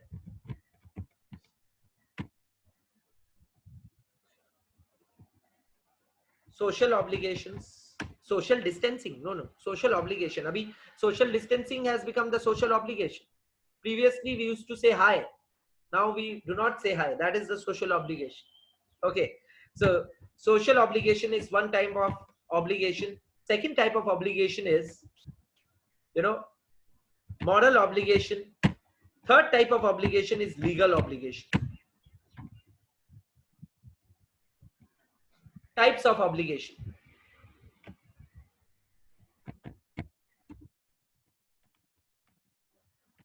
बोलो, सोशल ऑब्लिगेशन का एक एग्जांपल क्या है? Greetings, when we wish morning. For instance, आज मैं जैसे ही एंटर किया चैट रूम में, good morning sir, good morning sir, good morning sir, मैं भी जीएम करते करते थक गया. तो ये जो जीएम विश करते हैं अपने एक दूसरे को, ये क्या है? लीगल ऑब्लिगेशन है ना. विश करने से क्या केस हो जाएगा? मैं अगर भूल गया किसी को जीएम बैक करने, तो आप क्या कोर्ट में जाके मेरे खिलाफ केस करोगे? देखिए कितना बड़ा कैसा टीचर है, देखिए जीएम तक नहीं बोलता है. तो will you be able to take legal action? No, because it's a social obligation and not a legal one. Not a which one? Legal one. ये एक सोशल ऑब्लिगेशन पैदा, सॉरी, सोशल ऑब्लिगेशन है, कोई लीगल ऑब्लिगेशन पैदा नहीं हुआ. Good morning बोलना, good afternoon बोलना, विश करना, प्लेजेंट्री एक्सचेंज करना, these are all social obligations. मैं किसी को हाय नहीं बोलूंगा तो फिर वो मेरे को नहीं बोल पाएगा कि आप तो तोड़ दिए वादा. बोल भी पाएगा तो लीगल एक्शन नहीं ले पाएगा. क्लियर है? Sir, what is moral obligation? Morality is a relative concept. कुछ देश में एक चीज मॉरल है तो वही चीज दूसरा देश में मॉरल है. गैम्बलिंग इंग्लिश लॉ के तहत लीगल एंड मॉरल है उस सोसाइटी में. हम लोग का सोसाइटी में इमोरल है. मॉरल है क्या जुआ खेलना? नहीं. तो अपना अपना सोसाइटी में अपना अपना मोडालिटीज आता है. इसलिए मैं क्या बोला, मोडालिटी कॉन्सेप्ट एक बहुत रिलेटिव कॉन्सेप्ट है. फ्री थिंकर बनो. जो चीज अभी यहाँ पे मॉरल है, 100 साल पहले शायद इमोरल था. ऐसा भी हो सकता है. तो टाइम रिलेटिव भी है, प्लेस रिलेटिव भी है. सोचते रहो. तो टाइप्स ऑफ ऑब्लिगेशन, 3 तरह का ऑब्लिगेशन हो सकता है. एक है सोशल, दूसरा है मॉरल. अच्छा बोलो, मॉरल ऑब्लिगेशन से भी लीगल ऑब्लिगेशन पैदा नहीं होता है. सपोज कीजिए कोई बुजुर्ग आदमी खड़ा है इंडिया में और बाहर में भी, we find it are as a part of our morality to offer him और her an elderly person a seat. Why? Because वो कमजोर है, थक जाएंगे. तो सर ये क्या है? ये मॉरल ऑब्लिगेशन. ये मॉरल ऑब्लिगेशन है. मॉरल ऑब्लिगेशन का बात बोल रहा हूं, कोई कानून का बात नहीं बोल रहा हूं. तो ये है moral obligation. Sir legal obligation फिर क्या है? अब सुनो, legal obligation is one thing which if broken you can be sued upon. यानी कि तीनों ऑब्लिगेशन में से कौन सा ऑब्लिगेशन तोड़ने से या टूटने से लीगल एक्शन लिया जाएगा? Legal obligation. यानी कि legal obligation is the only obligation which you will be concerned with in the study of contracts. So let me tell you, this word enforceability by law means every contract creates a legal obligation. यानी कि कौन सा obligation का बात हो रहा है? Legal obligation का. लीगल ऑब्लिगेशन मतलब once obligation which is broken or not complied, ये ऑब्लिगेशन ना कंप्लाई होने से या ब्रेक होने से आपका ये ऑब्लिगेशन ब्रेक होने से या ना कंप्लाई होने से आपका खिलाफ लीगल एक्शन लिया जा सकता है। आपके खिलाफ कौन सा एक्शन लिया जा सकता है? Legal action. तो इसको हम लोग क्या बोलते हैं? इसको हम लोग बोलते हैं legal obligation. Okay, so enforceable by law and contract becomes enforceable by law, an agreement becoming enforceable by law becomes a contract, an agreement becoming enforceable by law becomes a contract, an agreement when enforceable by law becomes a contract, and that contract creates a legal obligation, and that is why it becomes enforceable by laws. So contract creates two things. Every contract creates two things.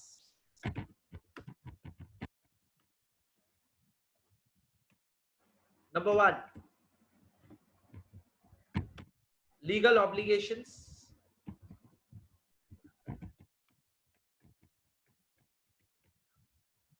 And number two, legal rights. And thus they are enforceable by law. ये सब books में नहीं है. Is it clear? तो मैं क्या बोला?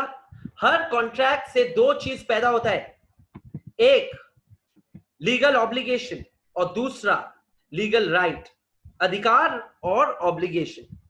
और ये दोनों जो है, ये दोनों क्रिएट होने के वजह से every contract is enforceable by law. A contract has got nothing to do with social or moral obligation. ये जो ब्रेकफास्ट वादा था, ये क्या था? सोशल, लीगल या moral? Social obligation of mother. आप कोई बुजुर्ग व्यक्ति आ गया, आप खड़ा नहीं हुए, क्या आपके खिलाफ लीगल एक्शन लिया जाएगा? नहीं। It's your moral obligation. When can legal action be taken against a person? When he breaks a legal obligation. Obligation means what you are obliged to do.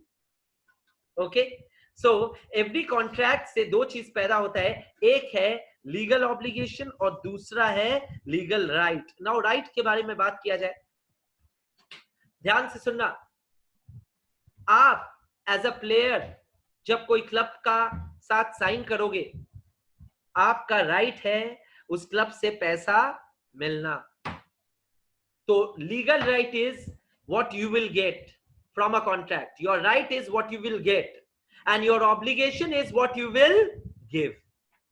Obligation है जो आपको देना पड़ेगा, right है आपका अधिकार यानी कि जो आपको मिलेगा.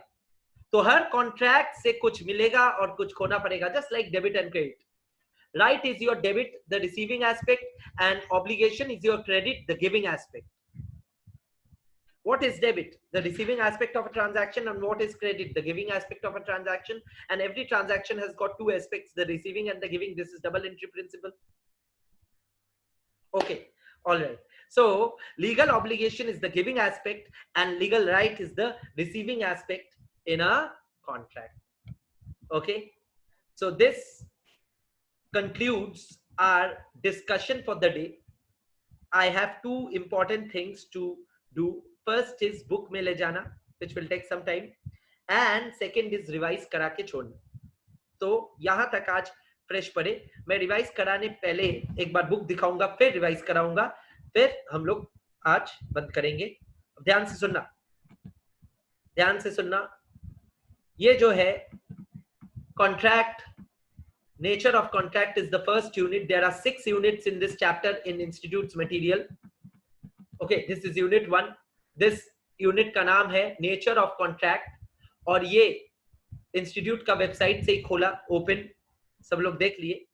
जिन लोग का नहीं खुला अफसोस है. कॉन्ट्रैक्ट में एलिमेंट्स ऑफ कॉन्ट्रैक्ट लेके बात होगा. एलिमेंट्स ऑफ कॉन्ट्रैक्ट लेके मैं बात करके पढ़ा दिया. नंबर 1 वाज कॉन्ट्रैक्ट होने के लिए एग्रीमेंट होना पड़ेगा एंड एनफोर्सेबल बाय लॉ होना पड़ेगा. So agreement enforceable by law is contract, इसलिए agreement and enforceability by law. Then they have explained agreement होने के लिए offer and acceptance होना पड़ेगा, and they have explained offer and acceptance. And what is an offer वो भी इस unit में समझाया गया है अलग से, व्हाट इज एन एक्सेप्टेंस ये भी समझाया गया है। सो ये पूरा चैप्टर यही इस पूरा यूनिट में यही सब पढ़ाया जाएगा। आगे वाला क्लासेस में हम लोग भी देखेंगे अगला वेडनेसडे को। तो अभी जो आप लोग को घर में पढ़ना है वो है ये इंट्रोडक्शन जो मैं पढ़ा दिया। हर चीज इसमें जो लिखा है आप लोग को समझ में आएगा, because I have explain to you. They have also explained it this manner only. देखो व्हाट इज अ कॉन्ट्रैक्ट, देखो सेक्शन 2H दिख रहे, अभी पढ़ाया सेक्शन 2H। और 2H में देखो सेक्शन 2H का definition of contract an agreement enforceable by law, and they are also saying, please read, contract consists of two essential elements, an agreement and enforceability by law. And what is agreement they have given in 2E? क्या है? Every promise or every set of promises forming consideration for each other. I have given you the definition. Then section 2B, मैं बोला 2A 2B दोनों important है। 2A is offer, 2B is acceptance. When the person to whom proposal is made signifies his assent thereto, the proposal is said to be accepted. Proposal when accepted becomes promise. ठीक है, proposal जब accept होता है वही promise होता है, और वही इक्वेशन वो लोग दे दिया, agreement is offer और proposal plus acceptance। फिर enforceability by law समझाया, जो समझा के मैं भी खत्म किया। ठीक है, लीगल ऑब्लिगेशन का बात देखो, बोला gives rise to legal obligation. ठीक है, कॉन्ट्रैक्ट का डेफिनेशन का इक्वेशन बनाया, यानी कि प्रपोजल और agreement plus enforceability by law. Clear है? So this is what we have done. Then they have given a difference between agreement and contract. यहां तक तुम लोग को करना पड़ेगा डिफरेंस तक।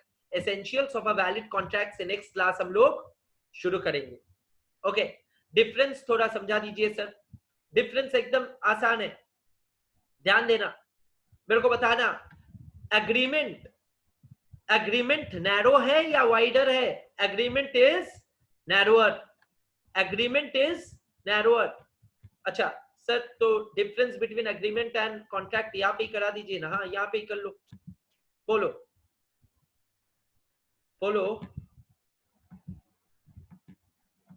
Difference between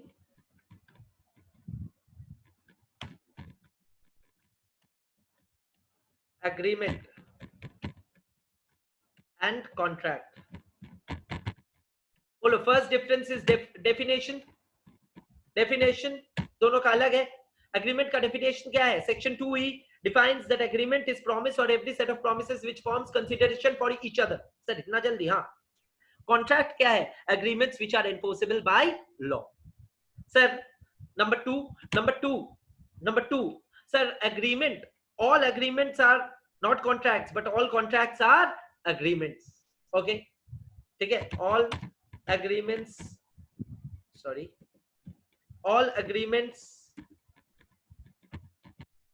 not contract,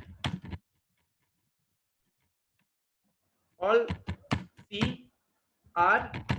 all contracts are agreements. okay, number 3, मेरे को बताओ किससे लीगल ऑब्लिगेशन पैदा होता है? कॉन्ट्रैक्ट से, एग्रीमेंट से? एग्रीमेंट से नहीं, कॉन्ट्रैक्ट से। सो agreements do not give rise to legal obligation. Legal ob gives rise, ये gives rise to legal ob. okay, समझ में आया? तो these are the differences, यही तो लिखा है सर। और एक डिफरेंस है, हाँ, इट्स अ वाइडर टर्म। तो कौन सा wider term? all agreements are contracts? no, all agreements are not contracts, all contracts are agreements. तो wider कौन है? agreement is wider and this is narrower. easy. okay sir, these 4 differences are given और ये difference तक हम लोग किए। Next class का होमवर्क है, ये डिफरेंस तक बहुत अच्छे से पढ़ लेना, और next class we will continue from essentials of a valid contract, और भी बहुत पेस और आगे बढ़ेगा नेक्स्ट क्लास से। essentials of a valid contract, मेरे को जो अभी कराना है वो क्विक रिवीजन कराना है, आज क्या क्या पढ़ाया। ओके, अब मेरे को जल्दी से बताना, isn't agreement wider? yes, agreement is wider, लिख दिया। ओके, सर ये ऑल एग्रीमेंट और कॉन्ट्रैक्ट, ये वाला जो पॉइंट है उसका बेसिस ऑफ डिफरेंस में क्या पॉइंट लिखेंगे? उसका बेसिस ऑफ डिफरेंस में, बेसिस ऑफ डिफरेंस में लिखना ही नहीं है। बेसिस ऑफ डिफरेंस में लिखा कहाँ? बेसिस ऑफ डिफरेंस तो लिखा ही नहीं है। अगर लिखना चाहते हो तो नेचर लिख सकते हो। Nature, all agreements are not contracts, all contracts are agreements. You can talk about nature, but I haven't given the basis. I have only done the difference. Okay, all right. Now I will quickly revise today's class. Revision के बाद मैं जरूर बताऊंगा। Okay, what is PN sir? एक बंदा ने पूछा, sir in last class we had written about official gazette and PN. PN का मतलब क्या होगा, कोई बता पाओगे? Public notice. पब्लिक नोटिस लिख लो शिवम। और एक जन पूछी कि sir is it important to give example to answers, example in our answers? Muskan ने पूछी। ऑफ कोर्स, श्योर, एग्जांपल अगर लिखोगे तो बढ़िया है, बट मार्क्स में निर्भर करेगा। अगर 2 मार्क्स के लिए छोटा वाला क्वेश्चन है और टाइम कम है तो मत लिखना, और अगर टाइम है 2 मार्क्स का सवाल भी है, आप लिख दिए डेफिनेशन और आपका हाथ में खुजली हो रहा है और लिखना चाहते हो, तब एग्जांपल लिख देना, भर भर के एग्जांपल लिखना। ठीक है? ओके, तो डिपेंड्स ऑन द सिचुएशन। ठीक है? हाँ, ऑल राइट। नाउ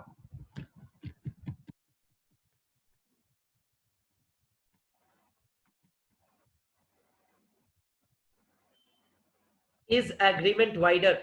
कोई सवाल पूछा, ऐसा सवाल मत कीजिए प्लीज, ऐसा सवाल मत कीजिए। अभी तो बोला एग्रीमेंट वाइडर है, तो आप सो रहे थे क्या? अभी तो लिख दिया agreement is wider. All agreements are not contracts, all contracts are agreements. तो कौन सा वाइडर है? आप पूछ रहे हो इज एग्रीमेंट वाइडर, तो एग्रीमेंट वाइडर ही तो है। वाइडर का मीनिंग क्या है, वो डेफिनेशन तो थोड़ा डिक्शनरी में देखना पड़ेगा फिर। ठीक है? Okay, all right. नाउ अब ध्यान से सुनना, विशाल समझ में आया? ठीक है, एग्रीमेंट वाइडर है। Okay,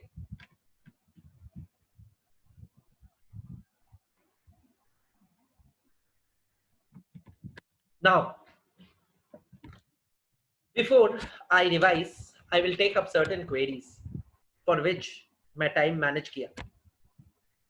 I knew there will be many queries. Some questions are, sir marks cut जाएगा क्या एग्जाम में एग्जाम्पल ना लिखने से? हाँ, ऐसा कहीं लिखा नहीं है मार्क्स कटेगा एग्जाम पे बेसिस ऑफ डिफरेंस ना लिखने से। ये कोई बच्चों का स्कूल लेवल का एग्जाम नहीं दे रहे हो। मैं पहले भी बोल दिया, सीए एग्जाम है, इसमें ऑब्जेक्टिव लिखो, मतलब answer should be as objective as possible even in subjective writing. तुम एक्स्ट्रा लिख के क्या कर लोगे जो शॉर्ट में लिख के समझा पाओगे? ये है पहला आंसर मेरा। इनसिक्योरिटी पैदा मत करो, अभी तो पहला क्लास है, देखो ना आगे जाके क्या होगा, मैं सारा चीज समझा दूंगा। बेसिस ऑफ डिफरेंस लिखोगे या नहीं लिखोगे डिफरेंस में, ये एक बहुत बड़ा कुछ माइन्यूट चीज सीखने लायक नहीं है। If you focus on basis of difference लिखना है कि नहीं, you are not focusing on difference, you are focusing on basis of difference लिखना है कि नहीं। तो सोचो आपका level. I am trying to improve you as a lot, don't get me wrong at times if I be so sarcastic. Okay, ये सवाल था तो इसका आंसर मैं दिया कि बेसिस ऑफ डिफरेंस लेके इतना, सिर्फ एक जन सवाल नहीं किया, 4 जन सवाल किया, मैं वो बोल रहा हूँ। ठीक है, सो परेशान मत होइए जो 4 जन 5 जन लिख रहे हो basis of you know difference लेके मार्क्स कटेगा या नहीं कटेगा, doesn't matter, you need to write the difference. Okay, दूसरा सवाल जो मेरे को समझाना है वो है, कोई लिखा love your sarcasm sir, yes thank you, I love my sarcasm too. Okay, now number two कोई पूछा है, एक एक करके सारा सवाल पकड़ूंगा, डोंट वरी। ठीक है, now so the question, the pinpoint question was, sir exam में बेसिस नहीं लिखने से मार्क्स डिडक्ट नहीं होगा ना? मार्क्स डिडक्ट नहीं होगा, अगर ये क्वेश्चन है तो मार्क्स डिडक्ट नहीं होगा। बेसिस ऑफ, ये कोई +2 लेवल का एग्जाम नहीं दे रहे हो आप, क्लास 8 में नहीं हो आप। ठीक है, डोंट वरी। नंबर 2, एक सवाल आया, सर स्पेलिंग मिस्टेक चेक होगा? क्या बोलूं इस सवाल का, क्या बोलूं? सीए एग्जाम दे रहे हो, स्पेलिंग मिस्टेक क्यों करोगे? पहला बात, सीए बनना है देश का, ऐसा सीए मत बनो, बन गया है बहुत, बट ऐसा सीए मत बनो, अभी से छोड़ दो। स्पेलिंग मिस्टेक क्यों होगा? स्पेलिंग मिस्टेक के लिए और तुम पूछ रहे हो सर स्पेलिंग मिस्टेक चेक होगा कि नहीं, तो तुम बताओ मेरे को, स्पेलिंग मिस्टेक चेक होना चाहिए या नहीं होना चाहिए? When you read a draft, when you come across an incorrect spelling, does it strike you or doesn't it strike you? If while teaching I write, will you correct me or will you not correct me? You tell me, you tell me. तो यही चीज है, हम लोग खुद से नहीं सोचते हैं। स्पेलिंग मिस्टेक चेक होना चाहिए, स्पेलिंग मिस्टेक चेक होना चाहिए। अब चेक होता है कि नहीं होता है, ये तो एग्जामिनर पे निर्भर करता है। एग्जामिनर भी काफी बार खुद वैसा ही स्पेलिंग का मालिक है। और क्या बोलूं, can we give practical examples as you gave in class, or we will have to mug up from books? You don't have to mug up anything. ये मगिंग अप वाला कॉन्सेप्ट को हटा दो। लॉ का क्लास ले लो, हर चीज समझो, हर चीज लिखो, क्लास में ही मगअप हो जाएगा। मैं अभी रिवीजन कराना बाकी है, ठीक है, तो रिवीजन में जाऊंगा। एग्जाम में बेसिस ना लिखने से मार्क्स डिडक्ट नहीं होगा, ये बता दिया मैं। All right, there are some more queries. Marks pattern and number of questions in paper. बेटा तुम क्या कल एग्जाम में बैठने वाले हो? Marks pattern and number of question in paper, ये तो मैं पहला दिन ही बता दिया था, एक रफ, ठीक है, ओके। पहले जो समझाया वो समझो। Sir whatever you are writing on the screen, do we need to copy that?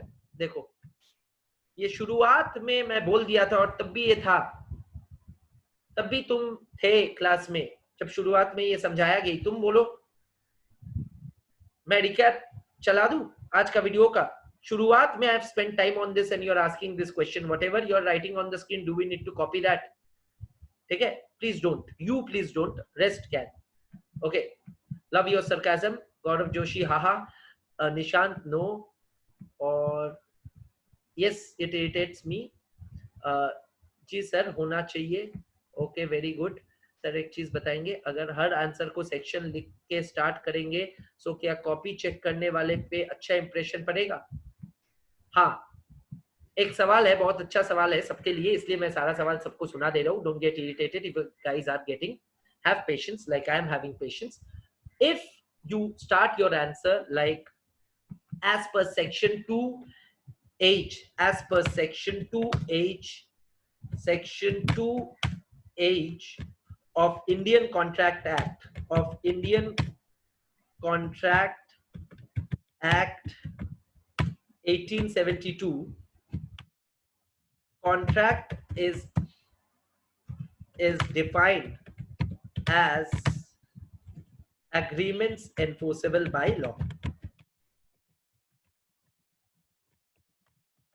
मैं एग्जाम्पल दिया लिख के, क्यों सर? क्योंकि मेरे को पता है तुम लोग पूछने वाले हो सर आंसर कैसे लिखोगे, तो आज एक ही डेफिनेशन सीखे, तो डेफिनेशन कैसे लिखना है मैं एक लिख के दिखा दिया। एग्जैक्टली ऐसे लैंग्वेज रखना पड़ेगा, एग्जैक्टली ऐसा लैंग्वेज रखना पड़ेगा, ठीक है, और यही बेस्ट इंप्रेशन और बेस्ट मार्क्स का उपाय है। और देखो ये इसमें जो लिखा, कोई एक पूछा था मेमोराइज का बारे में, मैं क्या बोल रहा हूं, मैं मेमोराइज किया, ये मेरे को अभी आता है, मेरे को अभी आता है, ऐसे आपको भी आएगा। ये तो पहला क्लास है, पहला क्लास में डरो मत, आपको नहीं आता है तो स्विमिंग सीखना जैसा है, लास्ट क्लास तक आप एक्सपर्ट बन जाओगे ये लैंग्वेज में। तो कॉन्शियस एफर्ट मत दो, रटूंगा मगअप करूंगा वैसा करके मत पढ़ाई करो, सीखो, चीजों को सीख के अप्लाई करो, तब बनोगे तुम जो बनना चाहते हो। अब अगर मगअप करना चाहते हो, चतुर बनना चाहते हो, तो बात अलग है, ठीक है। तो as per section 2H of Indian Contract Act, contract is defined as agreements which are enforceable by law or agreements enforceable by law. Full marks, ऐसा आंसर मैं तो दूंगा। क्लियर है? ओके, मैं क्विकली रिवीजन कराऊंगा। आज क्लास शुरू हुआ यहां से, बैकग्राउंड ऑफ द एक्ट से, जहां पे मैं बोला pre independence drafted by the British government. I told you the maqsad or the purpose of the British government was to administer well its colony. India को पे बना लिया कब्जा करके हक, और इंग्लिश कॉमन लॉ से कानून लेके आया नया नया, और उसमें से एक कानून है कॉन्ट्रैक्ट एक्ट 1872। हिस्ट्री मैं बोला Indian contract act was applicable to the whole of India but except the state of Jammu and Kashmir till article 370 was repealed, and after repealing of article 370 Indian contract act अभी पूरा India में including Jammu and Kashmir applicable हो गया। तो आपके लिए Indian contract act is applicable to the whole of India. Okay, now Indian contract act में general provisions हम लोग पढ़ रहे हैं सेक्शन 1 से 75, यही सिलेबस में है। मैं बोला था टेक्निकल वर्ड्स सीख जाओगे, आज बहुत सारा टेक्निकल वर्ड सीखे, क्या क्या मैं सिखाऊंगा। और एक बार मैं पहला चीज बोला कॉन्ट्रैक्ट क्या है, मैं बोला contracts are agreements which are enforceable by law. The equation है contract is agreement plus enforceability by law. फिर मैं बोला agreements are what? All agreements are not contracts but all contracts have to be agreement. Then I gave the definition of agreement, ना देख के एक बार कोशिश करो। all agreements are every promises or every set of promises forming consideration for each other. okay, फिर मैं जब ऐसा बोलता हूं ना क्लास में, घर में ऐसा बोला करो, ठीक है, घर में ऐसा बोला करो। ऑफ कोर्स म्यूट में हो तो मैं सुन नहीं पाऊंगा, कोई सुन नहीं पाएगा, बट तुम खुद को सुना करो मेरे साथ साथ, ठीक है। तो जैसे promise means what? An offer when accepted becomes a promise. And lastly promise का या ऑफर, ये प्रॉमिस का जो इक्वेशन है वो है offer plus acceptance, agreement is equal to promise. That means agreement is equal to offer plus acceptance. हाँ या ना? एग्रीमेंट का मतलब अगर प्रॉमिस है और प्रॉमिस का मतलब अगर ऑफर एंड एक्सेप्टेंस है, तो एग्रीमेंट का मतलब क्या हो गया? ऑफर प्लस एक्सेप्टेंस, ठीक है, इक्वेशन। ओके, फिर I explain you enforceability by law क्या होता है। मैं बोला enforceability by law means creation of which type of obligation? Legal obligations, and it not only creates legal obligation but also creates a legal right, gives a legal right. तो मेरे को right भी मिलेगा, राइट के बदले मेरे को obligation भी सहना पड़ेगा। और फिर मैं तुम लोग को डिफरेंस बोला एग्रीमेंट एंड कॉन्ट्रैक्ट का और बुक दिखाया, और आज का क्लास खत्म किया by taking all queries with in time. Now there are 2 more queries. बाकी query जो है मेरे को WhatsApp करना। There are 2 more queries. Number 1, sir, does a promise become an agreement? Sir, does a promise become an agreement only when it is accepted? Of course, एक promise agreement नहीं बनता है। promise बनता है जब तुम accept करते हो। promise बनता है जब तुम एक्सेप्ट करते हो। प्रॉमिस का लैंग्वेज क्या है? Offer when accepted. Offer accept होने से प्रॉमिस बनता है, और प्रॉमिस जैसे ही बना वो एग्रीमेंट भी बन गया, क्योंकि एग्रीमेंट क्या है? प्रॉमिस ही है। Got it Adishree? Okay sir, offer का डेफिनेशन क्या होगा? ऑफर का डेफिनेशन अभी पढ़ाया नहीं, क्यों पूछ रहे हैं नालायक? ठीक है, इतना आगे मत बढ़ Shayan. Well done, you are studying well, I know. So all these things are the today's class. Okay, ठीक है, तो आज का क्लास मैं यहाँ पे समाप्त करता हूँ। Goodbye. We are meeting on BCR which is very very very very important on Friday the timing I guess मेरे को मिला नहीं। टाइमिंग क्या है, कोई लिख पाओगे यहाँ पे? मैं भूल गया खुद ही, क्या बोला था? 11, हाँ 11 बोला था, तो 11 बजे। Okay, see you guys, bye bye, do keep in touch, thanks, you are amazing to.